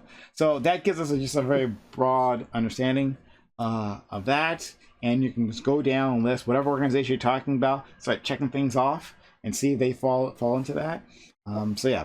Can I ask this question? Why is it that whether it's religious or if it's cultish, that both of those sects always want to try to control your sexual reproductive cycles? Well, that's because a lot of their religious texts have, for some reason or through some interpretation, something to do with that, either through the religious leadership or through their doctrine itself. Yeah, I remember hearing about the Mormon soaking thing. Go at you, Chris. Yeah, I did just want to point out, so I don't know, there might maybe other organizations that have resources on this bite model. This is just one website, but on this article that I linked in the chat that Prime is reading from, it does have a note at the bottom, right, that we might want to, this might further complicate our discussion. It's talking about this as as techniques of authoritarian control, mind control in a way. And the note that is on the bottom of this article is, like many techniques, it's not inherently good or evil. If mind control techniques are used to empower an individual to have more choice and authority for their life remains within themselves, the effects can be beneficial. For example, benevolent mind control can be used to help people quit smoking without affecting any other behavior. Mind control becomes destructive when it undermines a person's ability to think and act independently. So I just wanted to note that in the sense that there might be some background assumptions we need to kind of suss out here, in the sense that we might have different intuitions about when those sorts of interventions are appropriate and warranted or not. Like, I think most of us, well, no, I don't want to go down a rabbit hole. Anyways, I just thought that was an interesting note that this article at least, I'm not holding anyone on the panel to it, acknowledges a type of beneficent mind control that can make you a more empowered individual using some of these techniques as outlined. And so maybe not everything that uses some of these techniques should be properly called a cult, or maybe not all things that are properly called a cult are necessarily bad. We might have to disambiguate those things. I have a question. I don't completely understand what you mean by benevolent. benevolently. So how they're but- using this in the article is like they seem to think there's a type of what they're calling, what the people, the researchers in this article are calling mind control techniques that could actually give you greater control over your life, give you greater autonomy, make you a healthier and better person. So the example they use is manipulation techniques, basically to convince you to quit smoking. So if we could indoctrinate you in some way to have a disgust response to smoking, like people do through hypnotism and some other things, then actually that's better because you no longer have an addiction and you're not going to die at such an early age. You're not going to get cancer and all these things. That's what they're saying. They're saying there are ways that these techniques could be used that could actually give you more control over your life. Where they become bad is when they put you into a corner and put you under someone else's control. That's sort of, it seems to me, what they are suggesting. So I'm being say that word again. Benevolent, beneficial or benevolent or With beneficent, good yeah, intentions. Yeah, good with good, good outcomes and intentions. Yeah. For the sake of brevity and the sake of for the sake of the conversation in general, should we maybe just focus on the quote unquote big religions? The Abrahamic religions, Mormonism. No, well, we shouldn't, because if we do that, then we're going to say, we're going to go into the whole thing. Well, then those religions aren't actually cults, right? Like, that's like, we're just going to be swamped to a No, I swamp agree. hole I there. feel like that's why I wanted to focus in on things that, look, I feel like we can mostly agree that what the organization I talked about in that article at the very start was a cult, right? Can we agree there? I think, right? Can we? Oh, 100%. Okay, great. So let's just work off that because we have at least one example. We have at least one example. Let's work off that. And it seems destructive to me, right? And maybe something should be done about it, because we're gonna spend the entire time trying to find, and then we're gonna say, oh, Muslim or Islam is a cult, right? Christianity is a cult, and it's just not gonna be helpful. Okay, so then I think we should kind of, what is our definition of suppressed? Is not having a voice in, say, the way that their community educates children in their local politics, having a strong voice, basically as to what happens in their local governance. Is that being suppressed? Or is, say, not allowing these people to gather to form their opinions, is that being suppressed? Like in a cult like this, right? At this point, I still Oh, sorry, hold on. I want the other person. Fashion, go ahead. So, in a cult like this, right? Because we're just working off of this one, we call it a cult, right? Suppression would look more direct. Like, you would get ostracized if you took a position that was not the norm within the community. So that alone seems very weak compared to not being able to vote. But for the people within the group, I think that's what they would most likely experience as a baseline for going against.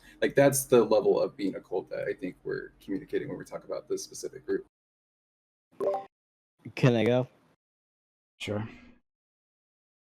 I still do not understand what the demarcation is between a religion and a cult. We'll have to work on that some other time. We're going to take too long. We can't. We're going to spend literally all day on that. Okay.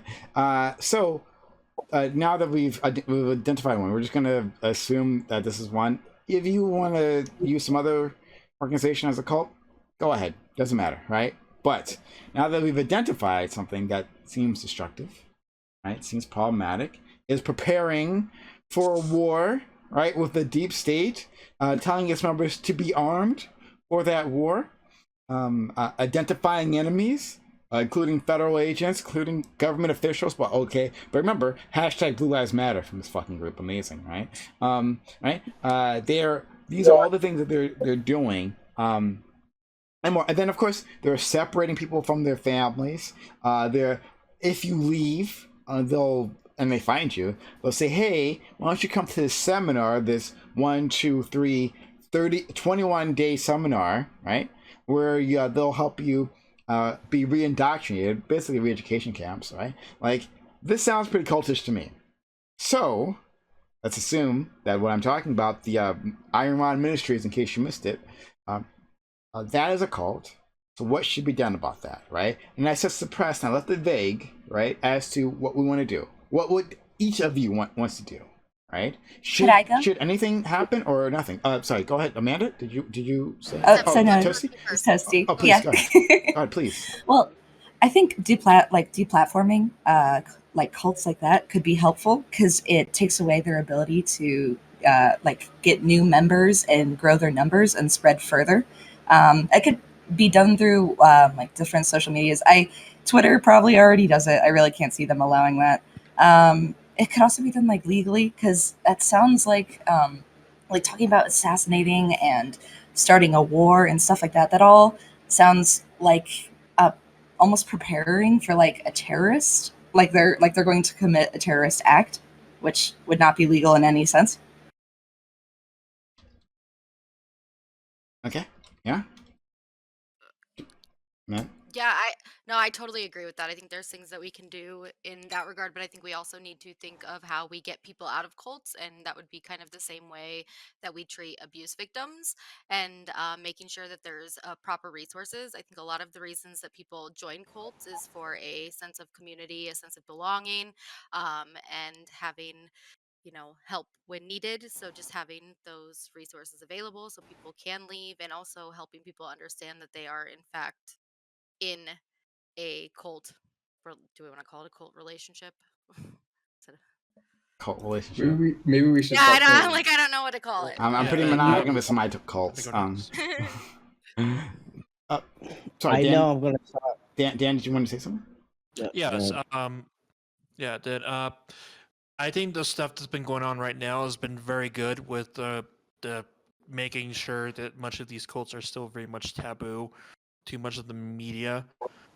One of the main things I remember is I think the going clear, which is basically I think one of the famous actresses from like one of those old TV shows back in the 90s was talking about the experiences of people going through like the Scientology, and a lot of that's been very helpful to many of the people who had go through that whole entire cult altogether. And seeing much of these other attempts to have been done, like like 19 kids and counting, the family that's part of that is actually a cult. I would defend that my position on that, and I'm glad that their show is pretty much gone due to the amount of crazy stuff their oldest son, did, and a lot of the other weird stuff that came out about how crazy the beliefs of this family is, and how many children that they supposed to have for like their soldiers of God or whatnot, and like part of their quiverfold movement.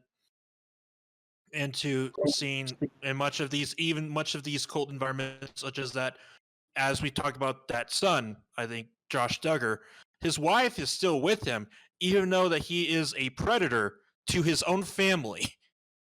Yeah, And the whole reason is because that wife of his grew up in the same cultish environment to where she can, due to her position, she has to protect them no matter what. So if people understand what you're talking about, in case they haven't heard about it, there was that show, 19 and Counting, where it featured the Duggars. This was a while ago, but that the mother of that family had 19 kids, and maybe they had a 20th. I'm not sure, but in any case, they're part of the Quiverful movement, which comes from like a certain passage within the Bible, talking about you have to keep your quiver full for God or something. Anyway, they interpret it as like you gotta like you gotta reproduce a lot of fucking, right? Yeah, Well, maybe not a lot of fucking, at least a lot of baby making, one or the other, right? Those two things are not necessarily synonymous. But in any case, they got quite famous because of their large family, had the reality TV show. The oldest one, Josh Duggar, had allegations against him. I'm not sure if he was actually convicted. I don't remember. He was. He was convicted. He was okay. convicted. Okay. So he was convicted of sexually assaulting his younger sisters. And this became like a huge thing.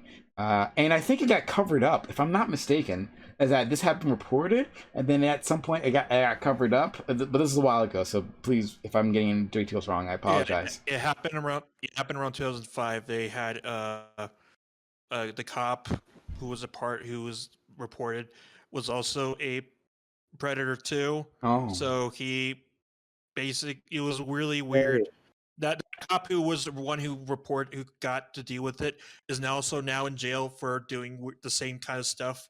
Right, they were canceled right Hold on, there. hold on, Like you they're guys are not like, on hold on, you TV guys are mixing anymore. up multiple stories. So Yeah, the it's Okay. cover up multiple. So yeah, Okay. All right, go ahead, the Amanda. point is that he was. yeah, so the cover up happened with his sisters and possibly other children. Obviously, they're minors, so we don't have the names. Mhm. And then he was charged federally with a different, I think it was child pornography. But this has, I mean, I get that it has somewhat to do with cults and stuff, but this is totally veering No, off but topic now. he brought up Cougar Falls. So I just want to make sure the audience knew what he was talking about. Okay. So we have some other people who have joined, and I want to make sure that they. Hello. Oh, hi. Nice to meet you. Hey. Do any of the new people want to add anything in particular? Earlier we talked about what is a cult, and one of the things that I wanted to add is that it's tough. It isn't all that useful to make a legal definition, because the organizations that are cults will just change their behavior so that they wouldn't be categorized that. So it's really tough to have a legal definition for it that would be binding in laws and that kind of stuff. Can I add on to that? Please go ahead. I think that making a legal definition for cults would probably be very arbitrary, and the way to suppress them legally would instead be by trying to eliminate the destructive behaviors, like, for instance, the encouraging terrorism, abuse towards its members, even possibly coercion could, bring into question consent of the members, things like that. Yeah, I don't know if arguing over like the semantics of like what a cult is helpful, because I think everyone has a good sense of like what a cult is. It's just hard to define, and as you said, there are going to be like definitional problems. Going on, I know earlier you guys were talking about like, should we be like suppressing these cults and stopping them? And personally, I don't really know if that is like possible to do, just because like, yeah, what they're doing is probably bad, but I don't think that they're actually doing anything that is like necessarily like illegal or bad, like, sorry, bad is a bad word here. I don't think they're like actually restricting like the autonomy of their people in a way that's like immoral. It's more so just like a really weird community that's built off like a fucked up ideology. And as for the whole thing about like preparing for a war, I don't know if that's fair to compare to like a terrorist group, because it seems like they're preparing in defense of a war that they believe, and I think that is fundamentally different than like planning an attack on state legislators. My bad. I have another question, and I'm sorry, Prime. I know it's probably going to piss you off because it's going to get real political, okay? But would you consider the followers of Trump as being a cult? Who's that directed to? It's directed at anyone. Like, do you think that like the followers of Donald Trump being a When you cult? say followers, it makes it sound like the answer should be yes, but I Sure. mean, there's people that have voted for Trump that really The just people who don't think like it's the other God guy. King Trump, the Yeah. reincarnation of Yeah. Jesus. We'll call him a cult. Yeah. Let's move on. Yeah. Sure. Should we? I see. This is exactly. No, what- this no, is- no. this- We're not I feel like generalizing it's like Oh no, I'm saying the people who legitimate, like, you can find multiple pastors on multiple Christian broadcasting networks who literally claim that this person is the second coming of Jesus. I think it's fair to say that But that is- might be a cult. But is that enough? I mean, I think that's exactly what Eucharist is warning against. It's certainly Is cultish. that line alone enough? Yeah, it's However not integrated it's not with a cult. It's everything that cult-like those behavior. organizations do. Yes. You're actually right. That is a cultish. Uh, To claim that a president Cult-ish. is a god, that's very Cult-ish, but cultish. is that cult? I wouldn't- They didn't. You're right. I thought You're we right, were- Prime. Hold on. Yeah, cult-like Cult- behavior is different from being in a cult, right? We can That's right. all be in an organization that has some cult-like behaviors, right? You can be within a workspace, right? Just an ordinary workspace, and the practices they do to like motivate their team members can fall under some of these things that are cultish, right? But will we necessarily call your workspace a cult? Maybe. I don't know, but we have to look at it. I would agree with And that. it's probably not. It's probably not going to be a cult, right? So So that's there why are I just some- don't want to toss that out there. It's like, oh No, yeah, I agree, but that's the No, difference there between are like some- people who are in those workspace and then people who are in those workspace and then meet after work in a basement to a golden idol of Trump. Right, after, there yeah, are but, as but that's well. something different. That's But something. No, but that's what I'm saying. Trump Is not all followers are Trump also supporters are cultists. followers No, no, no. on If But you're the making Trump it too supporters who vague, think he's a reincarnation could be considered as such. Maybe, those no, I don't. specific I wouldn't ones. say that. I You wouldn't can say Isn't say that. this what's something and called a not have cult of action to personality? carry things out. Yeah. Right. Yeah, It's been said many times that like the whole thing of the Republican Party has become a cult of personality. And But I think that like the use of cult they and follow cult of Trump. A cult And of personality whatever isn't Trump an says, actual cult. Whether it's The- true or the not, Yeah, use you of- can't say. You how- can say anybody with a big fan following is a No cult. matter- I think, no, the use of no, cult no, and no. the phrase No cult of matter- running personality. cult because he's matter- got no matter how viewers. blatantly of a lie that he's telling, they still believe him anyway. They follow him like he's a god, like he's infallible. So, like, that's my question: Is Are he? they- Is he not a Are cult? they It's living not. their life with him? But see, Like, that's where are like they even I acting disagree. upon these things? Can I not don't be- think that Republicans who are just Republicans and will listen to what Sorry, Trump sorry. says. So Amanda was talking. Amanda, go ahead. Oh, I'm sorry, I couldn't hear. No, I don't even know what I was saying. Okay. Eucharist, you had something. Yeah, I'm. So I could conceive of a world, an alternate history. Someone could write a novel about this, where the kind of cults that Prime was reading about today all get unified under Trump as kind of a god emperor leader. That's a thing that could happen. I agree with everybody else. Yeah, a cult of personality is different than what we're calling a cult, and so yes, it's possible. It's perfectly conceivable to me that Trump could rally together an actual cult with religious fervor, because yes, there are people with like religious fervor behind their support for Trump. They think yes, either he's the return of Christ, or they're drawing all these biblical comparisons. Those people exist, so he could do that. He could rally all that together. But when it comes to the question, of like how we suppress cults in general, if we take this more narrow view that like, okay, it has to be more like what we talked about earlier in this article. How do we suppress them? Well, on the one hand, we do actually still have sedition acts in the United States. Yes, the Alien and Sedition Act was very controversial and all these things, but we do have sedition acts. You can be prosecuted for sedition. You can be prosecuted for planning war against the United States government. As I'm sorry, you're new. Double Shine pointed out, that's kind of tricky, because it does seem like what they're basically saying is we think we will someday be attacked by the United States government, and so we're shoring up a defense against them. So we're on tricky ground here.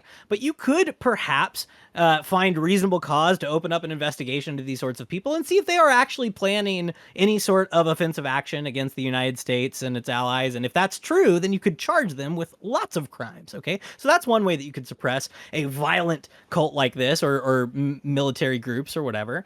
But I actually, Amanda made a really good point that I think we might be talking about something very similar to how we deal with just abusers generally. We might be talking about something that's similar to the question of how do we suppress the behavior of narcissistic manipulators generally, right? So these people exist in politics, they exist in individual relationships. I don't know if any of y'all will listen to the podcast or watch the Netflix show Dirty John, but there are people like this in and outside of cults that, find particular targets. They're scam artists, maybe they're an L. Ron Hubbard who starts a whole movement and gets millions and millions of dollars, or maybe they're just an individual guy who preys on rich white women, in California. But they exist within religions, outside of established religions. So we might just have a difficult time dealing with people who manipulate other people into basically signing over their lives to them.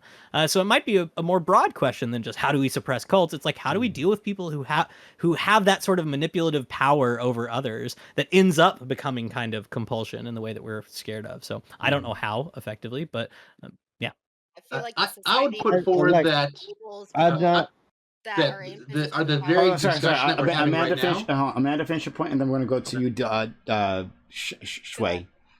I was just gonna say that it feels like in all systems that I can think of at the moment that it's constantly enabling people to rise to the top or become in positions of power that have these type of personalities. Go ahead, Shui. There's a lot of subtle ways to suppress things too. I think that exactly what we're doing right now on this panel and talking about it is a way of educating people on what cult the Moonies cult is, and speaking about them in disparaging terms makes it so that the public is less likely to join the cult. And educating. Then there you can go further and have like canceling them and pressuring organizations to say, hey, the Trump was speaking at a Moonies event. Bring that up in discussions in social media and everything else too. Can I go? Hold on. Did anyone else want to go? Yeah. Go I ahead, was Jem. gonna- Jem, you haven't gotten a chance to say. Yeah, I was going to say one of probably the more important things you could do is with like prevention in terms of like preventing people from wanting to like go to cults. And one way you could probably do that is if you had like in critical thinking courses and curriculum and kind of more like educating people how to like interpret information in a way that's reasonable, where they don't like have the desire to want to join a cult to begin with. Anyone else? Yeah.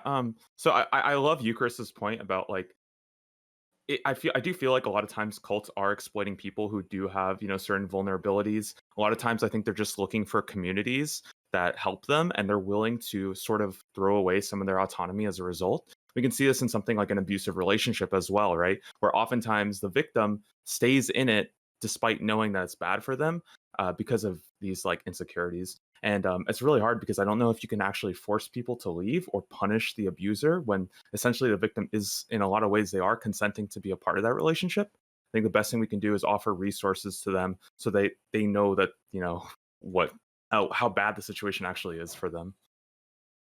Like what I was gonna say is like I'm not so sure that we should be more afraid of the leader of a cult. I think we should be more concerned with the people who follow them and their unfortunate.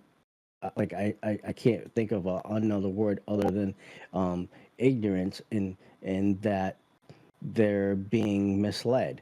Like I think that like our education system needs to be more profound in that we need to learn how to be able to be more critical thinkers before we even get to a point where we could fall for some unbelievably stupid uh, cult leader rhetoric and just say, "Oh yeah, that's what I believe too," and just keep going with it and not question it. So I think like the opposite side of it. I think that we need to be more concerned with people who are too easily manipulated into following a cult leader than the cult leader themselves. So Mad Latin, our friend, has been so kind to give 2,000 bits. Thank you, Mad Latin, for that. He's asked Amanda if you want to say. No, I can't be mean. Well, I can be. But Okay. but I am you. Don't be afraid to be mean to me. Like everybody's always mean to me. So like okay, you say whatever. All right. So all right, we'll continue on. Exactly. See, They I mean, invited that. I can be mean to them. They said that, so we'll go with that one. Anyone else I can be mean to? Okay. Me. No, Okay. I Mean to love me. you. Never you. It can be saved. It can be saved. So it's no big deal. no one has said anything about my new hairdo. We ain't say shit about that. Beautiful. All right. So, yeah, Toasty or Double Shine or Dan, anyone? Here's a question: what about employment discrimination? Let's say you're an employer, and there's someone comes in and they're hardcore Mooney, and they even bring it up during the interview. Now, if I was an employer, I'd see that as a red flag. Like maybe not. I know it's wrong to discriminate against religion, but I'd be worried that there'd be other things that come along with that that might endanger my employees or my business that would come along with that. I would be careful not to like if I didn't hire them to like not say it was because of religion. But like I'd take a second look at their resume to kind of see, hey, is there something in here that's other things for red flags? What Well, do of you guys course, think? you couldn't discriminate, of course, according to whatever religious stance they have, because that is a protected class. However, Amanda, we especially can if hear they're yourself. We can hear you breathing on the mic. Sorry, Amanda. Go keep continuing. especially if they are promoting, you know, say some of their more violent religious tendencies in the workplace, then you can cite things like, you know, workplace safety, disruption in the workplace, you know, making people uncomfortable. There are more ways than just one to kind of skirt the gray area without necessarily discriminating against a protected class. And I think that kind of goes back to what Double Shine and you, Chris, said is you know they might be consenting into something that they believe is helpful, but even if part of their religious doctrine is violence, it's a gray area that you kind of have to follow where um, yeah, personally, I believe they should be suppressed, and you should be able to tell somebody like that, "Fuck no, you're not welcome in this place." But we have to walk a pretty fine line between doing that between you know when you're discriminating against a protected class, something that has to do with religion, and protecting the people in your workplace. So I think not just consent, not just the doctrines, but just actual threat of violence, I think is one of the biggest lines that you have to consider in something like that. So like the best course of action would always, like, again, like Amanda said earlier, is like proactivity would do a lot more to like just kind of mitigate the destruction that these kinds of groups can kind of accumulate. Or that's not the right use of that word.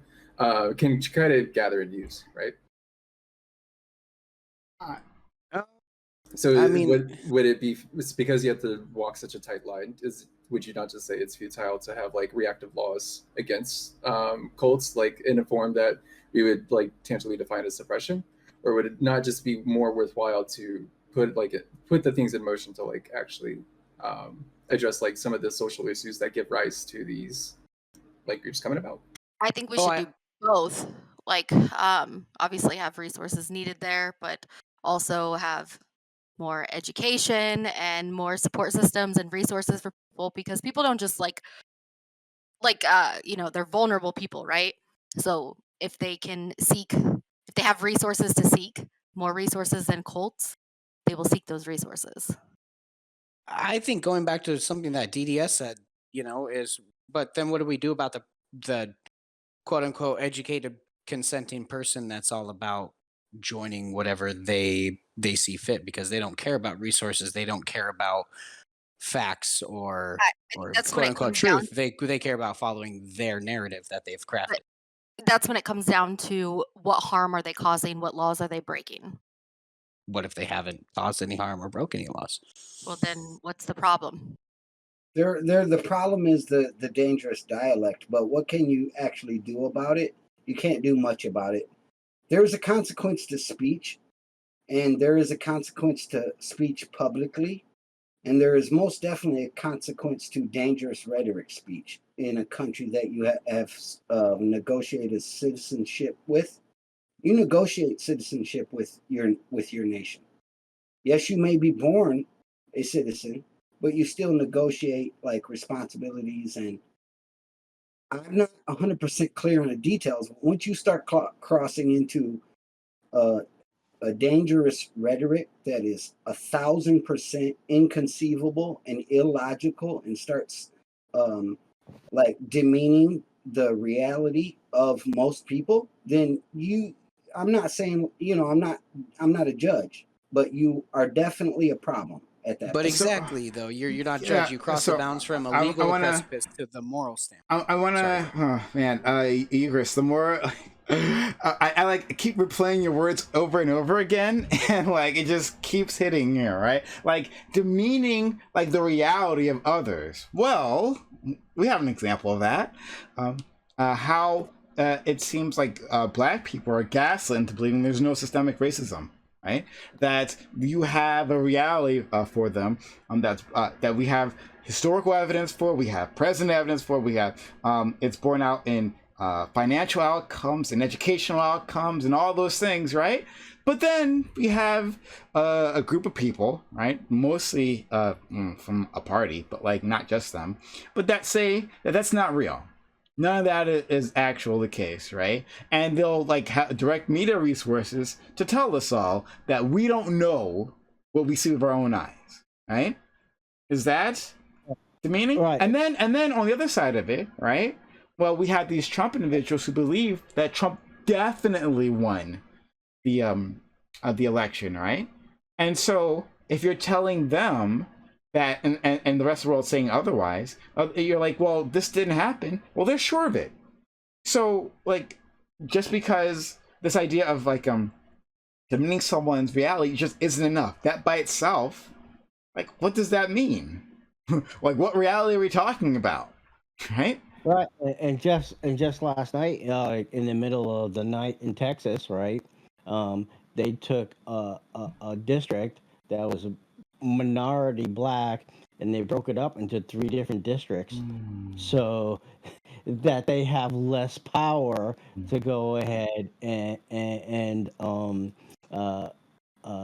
vote for representation during the government. So yeah, I understand what you mean, Prime. Like, Oh, they actually stole. They actually stole a lot of your representation. Did you know that approximately 3 to 5% of the representation of minorities was lost during the last what's that thing? The census that they send out in the mail. The census. That's right. So that's right. You've lost your representation because, well, I said enough. No, Go but ahead. no, it's fine. I thought that was just amusing. Sorry, but no, but thank you for that. But yeah, you, Chris, what do you think? So a couple interesting things got brought up, and I wish Pisco was here, right? Because we're talking now about some legal things that I think are really interesting. So when we're talking about how we might discourage or suppress certain systems of belief, and then we're talking about, well, we can't really discriminate against religions, right? So well, I didn't go to law school. I just took a con law class in undergrad, but like, you know, we have a pretty strong precedent of the federal government saying they don't want to define what counts as a legitimate religion, right? They don't want to get their hands dirty with this. There's a lot of that gets real tricky if you have the government coming in and saying, okay, your religion counts, yours doesn't, right? That gets real messy. So the standard then is, okay, we make accommodations and exceptions for people with deeply or sincerely held religious beliefs. And then when it comes to employment law, it's, can you accommodate this sincerely held religious belief without I'm gonna hang on. I've lost the wording. Let's say without undue hardship. Can you accommodate it without undue hardship? So, you know, we're talking now a lot about like people trying to get religious exemptions for vaccines, particularly COVID vaccines. And in the past, people have been able to get exemptions for vaccines for things that were not as transmissible, not a current ongoing pandemic, on religious grounds. And that's not too hard to accommodate. It's like, okay, you're probably a moron. You should probably get the vaccine, but it's probably not going to affect anybody's life if you don't. But right now, with current public health guidance, what it would require if you had an unvaccinated group of employees and a vaccinated group of employees in the same workspace would it could probably constitute an undue hardship. So there are legal grounds possibly for discriminating, which is why we're seeing current cases of like airlines and things like that, like actually saying, no, you have to get the vaccine. We don't care what your exemptions are, et cetera, et cetera. So I think those are really interesting questions because we're talking now about what we can do within the legal frameworks we have in the United States with religious protections as they exist that don't discriminate on the basis of whether or not you're a cult or a legitimate religion. What can we do to suppress it? We can do it socially. We can say, all you people are dumb, and we're gonna, shame you in public if you think that thing or are part of that religion. We're going to release documentaries about how horrible and abusive your cult is and all these things. We can do that. We can do it maybe at the level of employment if we can show undue hardship trying to accommodate your nonsense religion or your nonsense cult. And then we can maybe do it at the level of, oh, you're actually like inciting violence. We can punish you for that. But we can't necessarily do it at the level of, as we were arguing about before, where do we draw the line? What's a cult? What's not a cult? That gets really tricky. So, yeah. Can I ask this question? Like, I may have missed it earlier when the stream started, but the title underneath it is "Whipping the Rod." I have no idea what that means. Can someone Whipping the explain rod. it? It's worshiping the rod. It's Try about. Urban Dictionary. Yeah, it's there's the. I'll put it in the I'll put that article within the BC chat and Twitch chat again, but we're talking about specifically a cult, well, I'm calling it a cult, fuck it, that exists in multiple states that worships guns. So you can take a look at that. It's a long article, but that's what we're talking about. Okay, yeah. So Paul, did you want to say something? Yeah, I want to argue Eucharist. I want to argue Eucharist from the stance of faith. To be honest with you, like, let's assume I have a faith, because Eucharist makes a lot of points about how we're going to define. But the issue is we're to me, and I might be wrong here, but it feels like we're blurring a line. An individual practicing, something crazy is having far less effect on, society. The truth is, I'm seeing in the last 40 to 50 years, I'm seeing a lot of grifting as far as religion, as far as cult. All these words we're using loosely. I'm seeing a lot of grifting, stealing, lying, just horse manure, like total nonsense. 3 days ago, one of the greatest grifters in the history of the world retired as far as religion, like a total madman that told the world he was going to end COVID with prayers. Okay. The most faithful person on earth would never say that. That's not faith. Well, that's a different argument, because that doesn't matter. That shit is dangerous. That stuff where someone is telling elderly and vulnerable individuals financially that send me money, I'm gonna save you. It starts getting a little outside there. Now, I'm not saying all religions and all things are doing that, but it is a thing. Eucharist, I think. Oh no, he's there. Oh, someone else has exited. Okay, sorry, never mind. Eucharist, if you want to respond to that. Sorry, I missed a good bit of that, but I would, from what I heard, I tend to agree. Like, yeah, there are obviously like horrible and harmful sects within mainstream religions, right? And those pop up quite a bit.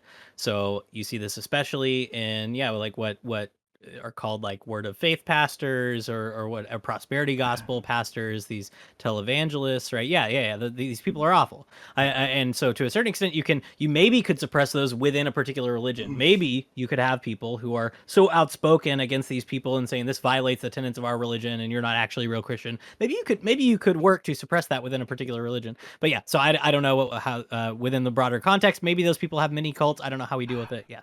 So no, hold on. I want to push back though, because you only heard half of it, Eucharist, but specifically, Paul brought up people who do COVID, or who say they can pray COVID away. Well, this is like a mainstream thought, right?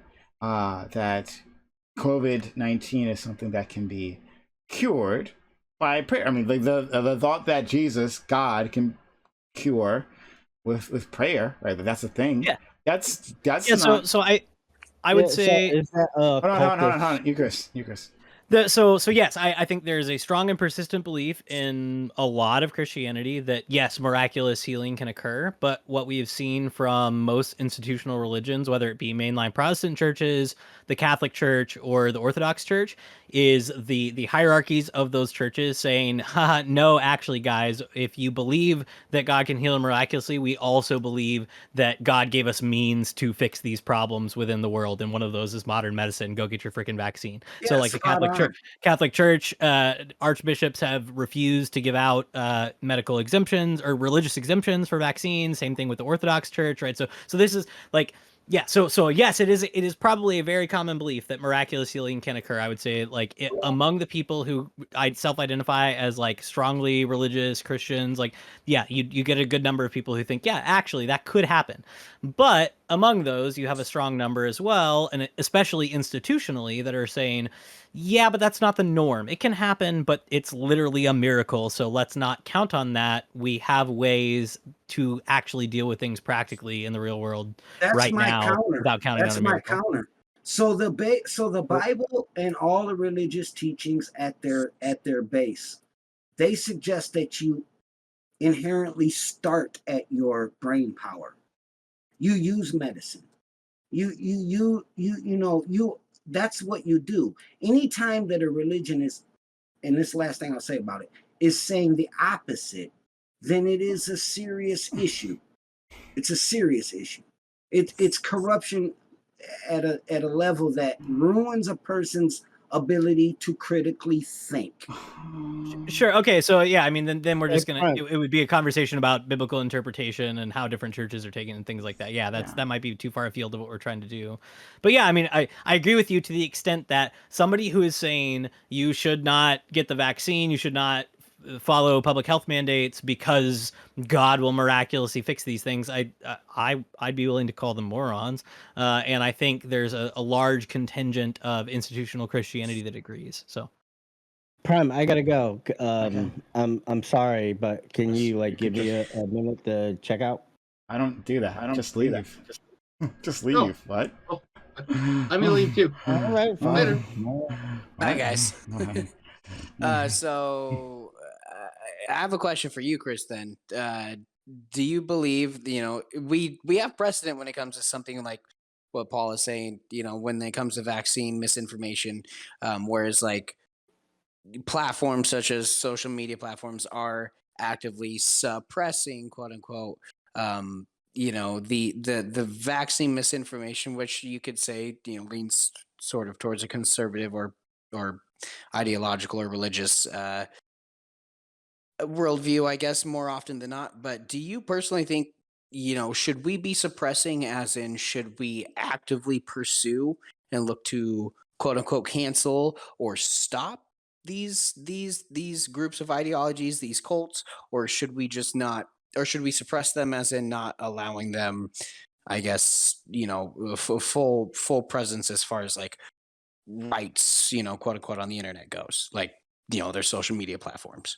Yeah, I think it's an interesting question, and people who have studied more on like what we know about what it actually takes to de-radicalize people might have more to say about it, because to a certain extent, like we've seen, just doing what Facebook does and adding little bulletins at the end of your post, oh, there might be some misinformation here, or kicking certain prominent influencers off a platform who are spreading misinformation doesn't necessarily stop the problem. In fact, it can in some circumstances radicalize more people. So Actually, I tell the don't truth, really. Eucharist, it absolutely did. Every one of my cousins that got one of those notifications that it was fake news, they posted it more. They Yeah, got they're like, more. "Oh, look, Facebook is trying to censor me." Yeah, so people get riled Yes. up about it. So yeah, so I don't know. Again, like I'm not going to pretend I know a lot about this. I'm kind of talking out my ass here. I would say, like, to the extent that I can, with the people that I know who have kind of gone down this rabbit hole, and it's been awful for me. So many the culty stuff, that the 19 Kids and Counting thing, like I'm tangentially associated with those, and a lot of people that I knew and grew up with were associated with them. So all these people that I knew that I thought were like pretty reasonable people have ended up way out here in left field when it comes to COVID stuff. It just broke them. Like they're just like, I can't Right have a field. reasonable conversation with them. Yeah, right field. So yeah, to a certain extent, as much as I can, with the legitimacy that I have as like a member of this in group, they know me, they kind of respect me. I try to intervene and be like, okay, like let's talk about the things that you're saying. I try to do what I can, but then with all this stuff, it's like you hit a wall, right? I agree, you hit a but point that in the comes down to like more of conversation. like a systemic fix to the problem. Like, should we be Yeah, well, educating people to be able to tell the difference between propaganda and Oh, sure, you know, yeah, no, what might be 100%. real information? Oh, I totally As agree. much But as as we far as like can, the yeah. problem or the situation right now, should we actively pursue these groups to silence them? Or should we give them the space to congregate and do what they need, but not necessarily like grant them, Yeah. say, a specific voice? I'll punt pause. that to other people who know more. Yeah. Pause right there. What we should be actively pursuing is a follow to this channel. I haven't done so yet. Follow the channel. If you haven't done so, we're here 6 nights a week. 6 nights a week we'll be delivering you content. And so if you're liking what you've heard so far, and this has actually been, I think, despite everything, despite some troubles, been one of our more productive panels in a little bit. So if you like this type of conversation, or you like our unproductive talk, when we yell at each other a lot, that's always fun too. If you like any of that, hit that follow button right now. Make sure notifications are on so you know I'm going live, since I do this 6 days a week. Don't want you to miss out on any of that content. And there's Eucharist. Oh, okay, Eucharist already knows where I'm going with this. Thank you, Eucharist, for being so kind. It's gifting a sub to Zig Mover, who's been a regular on this in this community. Thank you for gifting a sub to Zig Mover. This is your 35th sub, Eucharist. Much appreciated. Thank you for being a kind supporter of this community. If you think that this channel is worth supporting, worth seeing continue into the future, well then, do what our friend Eucharist did and support the channel. Sub to the channel if you haven't done so yet. If you're not currently subbed, sub to the channel. It only takes $5. $5 to keep us alive, to keep this channel going and growing. I need your help. Make that happen. Eucharist, again, thank you for that. You can sub yourself, right? Or if you're lucky, you can get a gift sub.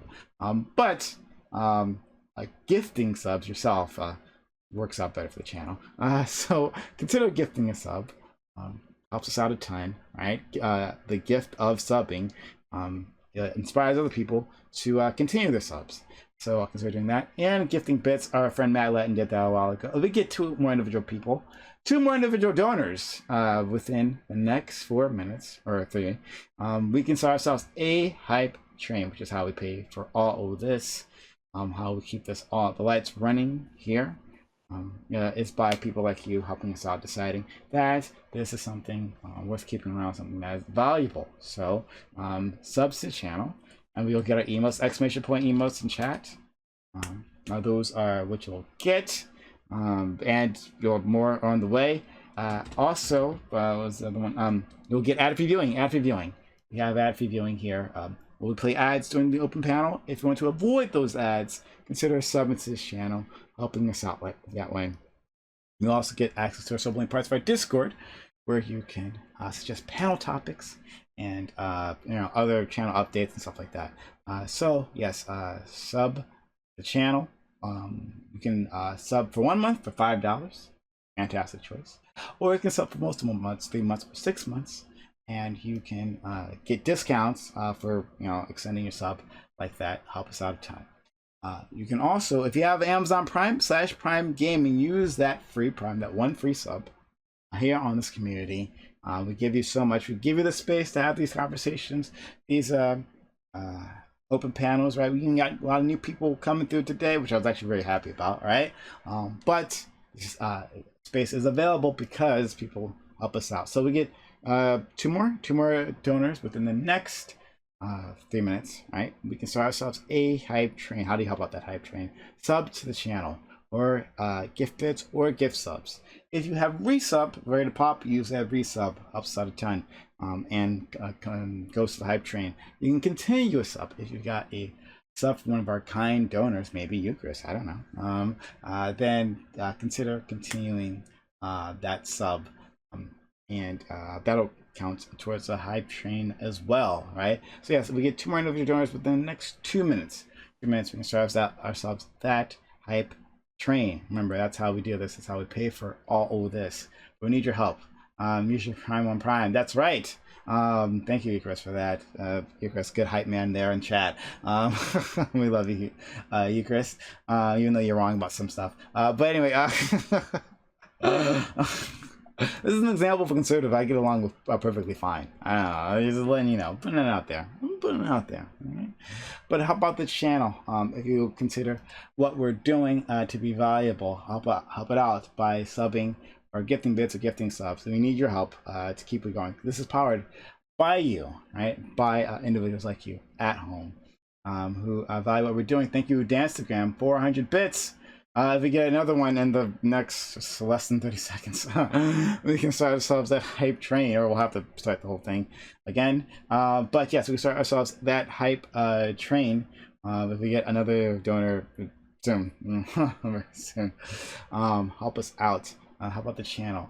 Keep us active, keep us strong, but we need your help to do so. All right, so again, subs to channel, get our emotes, the emotes that we have here, right? If you enjoy those emotes, get those emotes by subbing. Dancegram, thank you for the other 200 bits, or another 100 bits.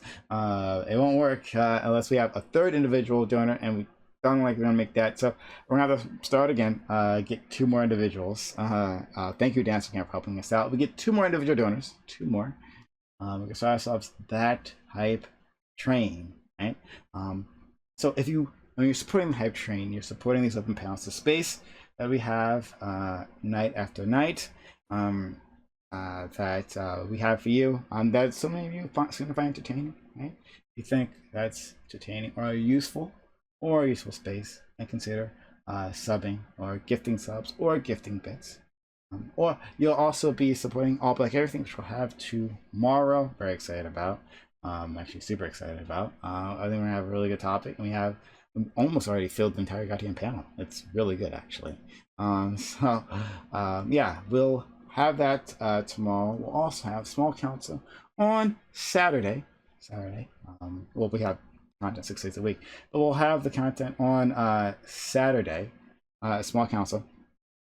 Which is our smaller type panel, unless of course I can't say no to individuals who want to join, and then it's larger. But yeah, we'll have that, and that'll be more of a discussion-based panel. If you like what we're having here, we'll have more of that there, or less yelling at people. Thank you, Black Yamato, for helping us out and gifting 500 bits. Helps us out a ton. 3.5 minutes, right? And then we can start ourselves that hype train. One more individual donor. Thank you, Black Yamato, for being the second. But yeah, 3.5 minutes, so we can start ourselves that hype train. Remember, that's how we pay for it. That's how we power this community. But we power it with people like you, with people who value this. Oh my God, Gorilla, can you stop turning on and off your camera? It's very distracting. It's extremely distracting when you're doing that.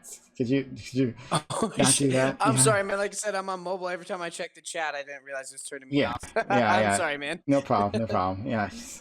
Okay. Yeah. So thank you. Black Yamal helping us out. We need one more individual donor, one more individual. If you're valuing this community, what we're doing here, what we're building here, we need your help. So thank you, Dancegram, for gifting a sub to Gorilla Outpost. Right, that's kind of you. And thank you, Xeno Wraith, for using your Prime Gaming and resubbing with your Prime Gaming. Love to see it. Thank you. Thank you, Dancegram, for your 12th sub. This community means a lot, means a ton. Thanks so much. Thank you, Xeno Wraith, for doing that. Now we are in a hype train, 4.5 minutes left on the clock, 57% done. And was it 43% left?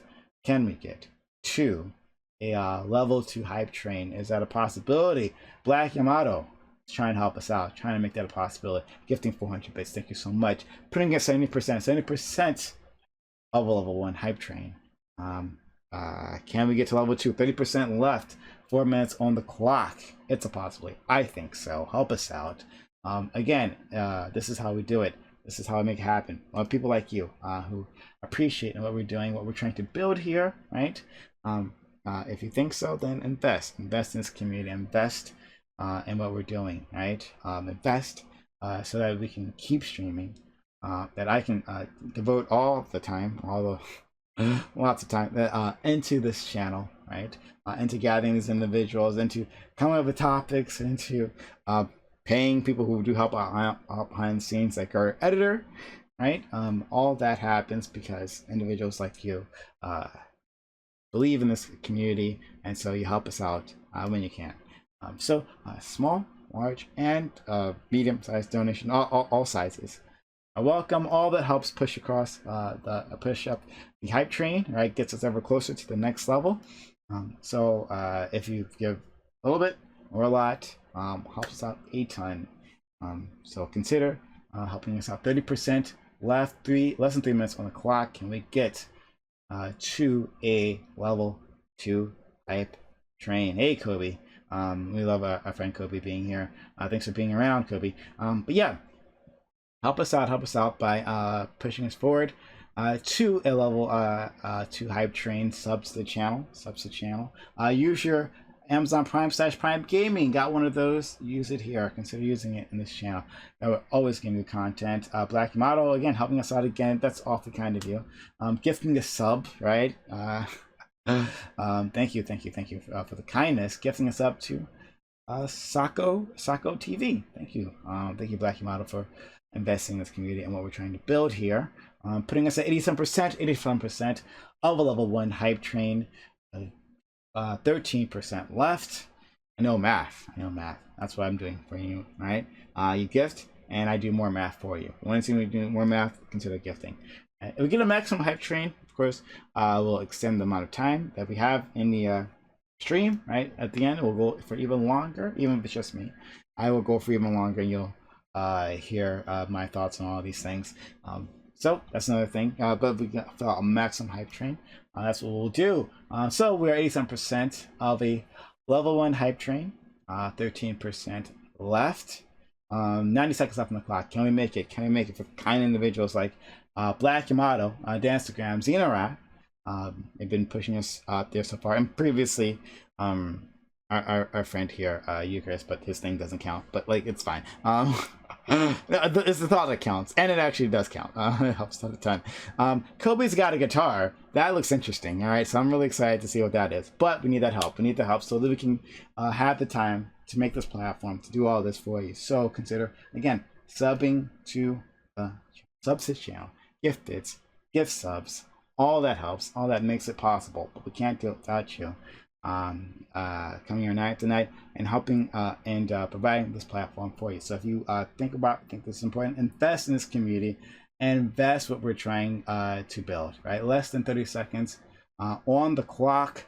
We make it to a level 2 hype train. All right, 30% done, almost there. So again, sub to channel, gift bits or gift subs, right? All that helps out, all that builds up this channel and makes it a possibility that we can do this. So you'll be supporting Open Panel. I'll be supporting All Black Everything, which I have tomorrow. And possibly an All Brown Everything. That might be a thing that happens. Black Yamato, thank you for gifting a sub to the channel, helping us out. To Linda Dean. Oh, Linda Dean. She's been around here. Yeah. That's your 6th sub. Thank you. For that, helping us out. That's really huge. Thank you. Putting us at 3% of a level 2 hype train. 4.5 minutes left on the clock. Thank you, Black Yamato, for the kindness, pushing us ever so closer to All White Everything 2, round 2. I don't know, maybe. That might be a thing. I have to think about what I would ask white people. I don't know. We might do that. Fucking why not? But we're a level 2 hype train. How many guns do you own and why? Do you have like a seasonal membership to Cracker Barrel or something? How many seasonings do you own? Wait, Cracker Barrel does memberships? Check it out. You or are you? How many people in your family are officially line dancing experts? We can keep going, but yeah, I don't know. That might be something to do in the future. But well, to do that, we need your help. So again, sub to the channel. We are level 2 hype train, 3% done, 97% left. Plenty of room for heroes. Do we have any more heroes in chat? Who have been so kind to help us out to get us the level 3 hype train to move it along. So remember, subs to channel or gift bits or gift subs. All that helps out. Resubbing helps out a ton too. Same thing. It counts as a sub, moves along the meter. Or continuing a sub if you got a sub from one of our kind, very kind donors, then consider resubbing, re-upping your sub, right? And pushing us along, getting us to a level 3 hype train, right? But we need your help to make that happen, right? Rely on you, the people like you at home. So if you find this all valuable, right? Like apparently Black Yamato does. Again, thank you, Black Yamato, for the kindness, right? Then help us out. Help us get to a level 3 hype train, and pay for all of this. Keep all this alive, a possibility, but we need your help to make that happen. Okay. So what else? We have more 1v1s coming up again. It's a lot of Nathan so far because Nathan wants to do that, but that's, I guess it's the time to advertise that too. If you want to do a 1v1 on this channel, right? So something you want to do, right? If you have someone you want to do a political type battle, or maybe something cultural, that'll be cool too, right? Then let us know because we're looking for more of those. But Nathan is the one who keeps volunteering to do that, so I don't know. We'll make that happen. But yeah, we do 1v1s, we do 2v2s. I haven't done one for a while, but I definitely want to do another one of those again. We do interviews, we do all that stuff, right? Give you so many so many ways of providing you content. So if you value that, help us out. Less than 90 seconds on the clock. Less than 90 seconds on the clock. Can we get to a level 3 hype train? Any more heroes in chat? Any more heroes in chat can push us along, get us to that level 3 hype train? Is it a possibility? Anyone?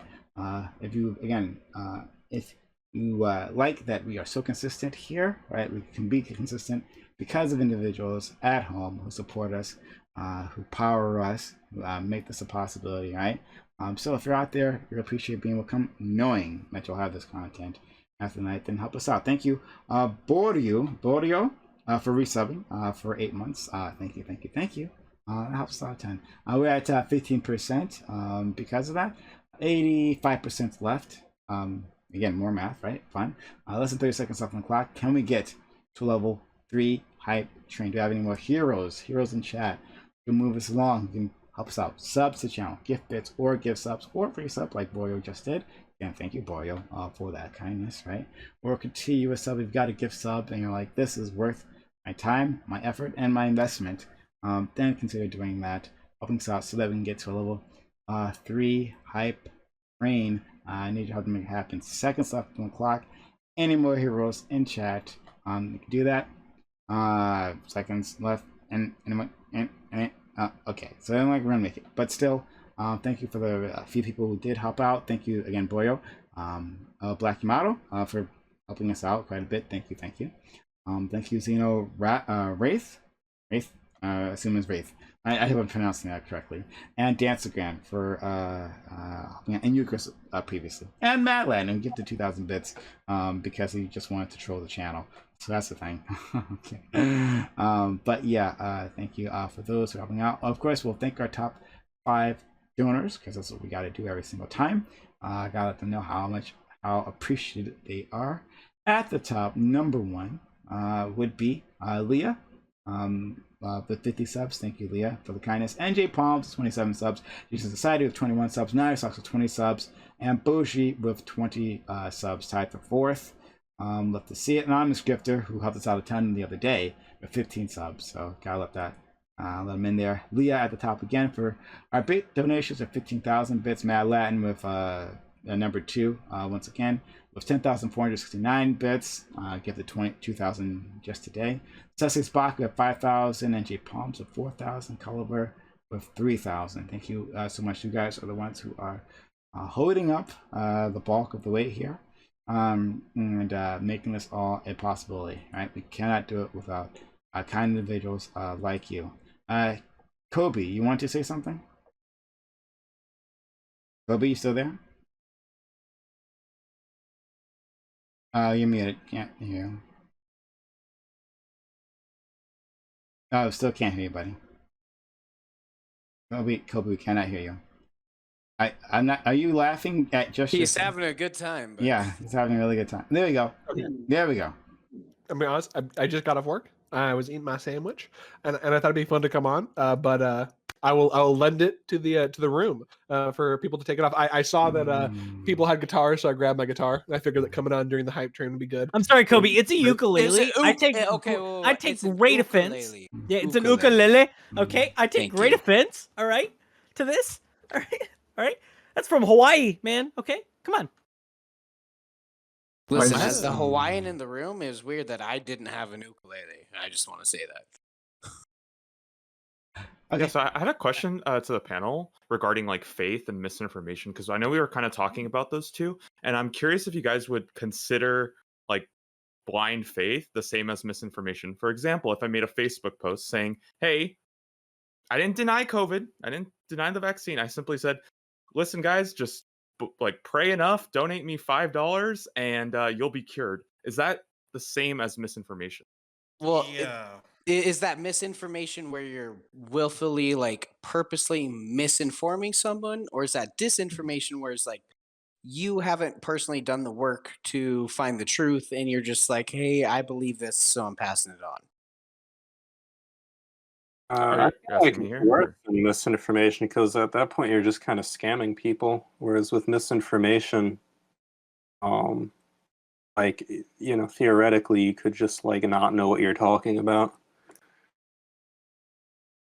But what if you do actually believe that? Like, what if I actually believe that like I could just have faith over science?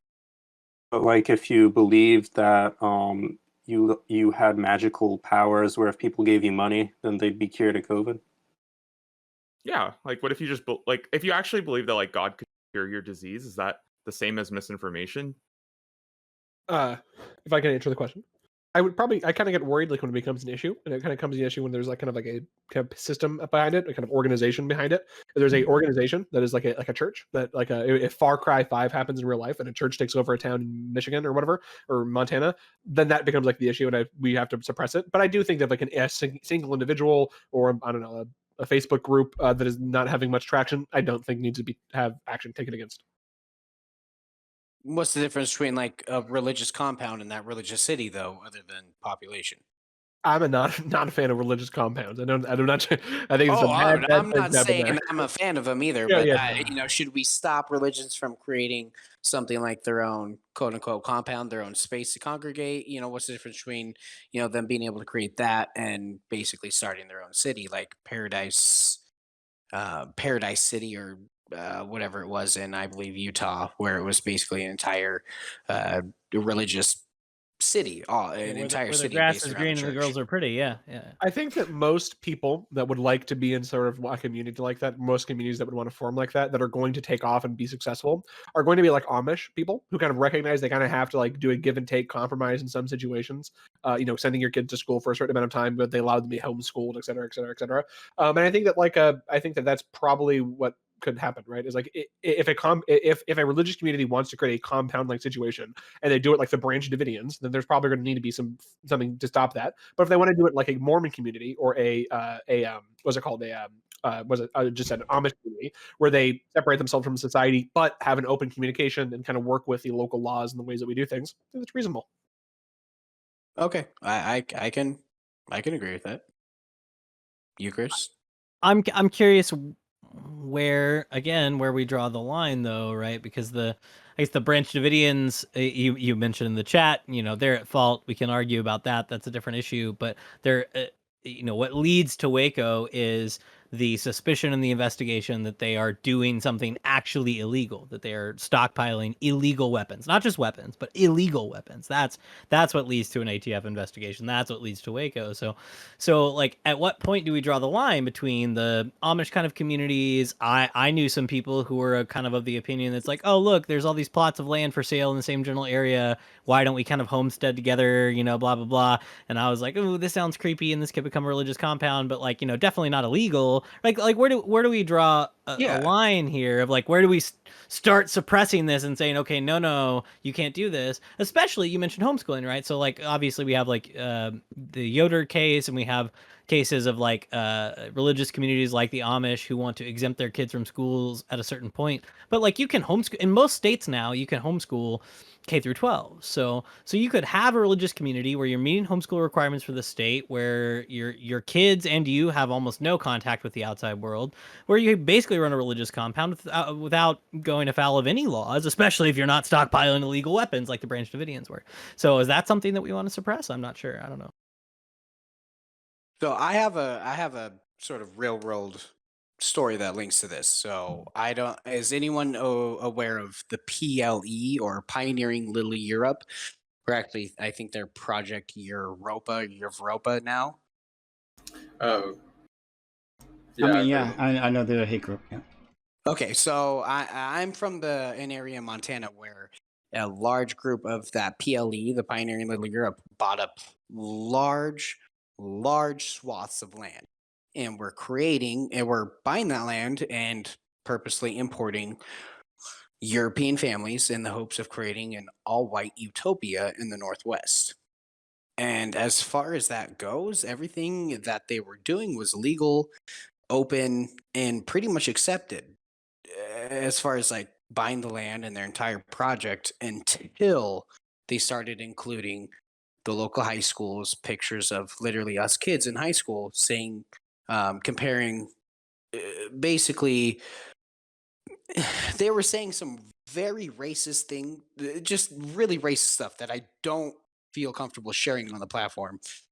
Comparing, basically this quote unquote utopia. Yeah, it's some big Yeah, deal. they're comparing this utopia to groups in other states, and that's where they started running into legal trouble. So should we have waited until they just started making real world designations between the two, or should we have stopped them in their tracks and saying, hey, your whole your whole stated plan of creating a white utopia based upon religion in this area should have been stopped in its tracks? Should we have waited until it got to a point where they were openly calling for, basically violence and segregation, or should we have stopped them right away and suppressed this cult and this religion?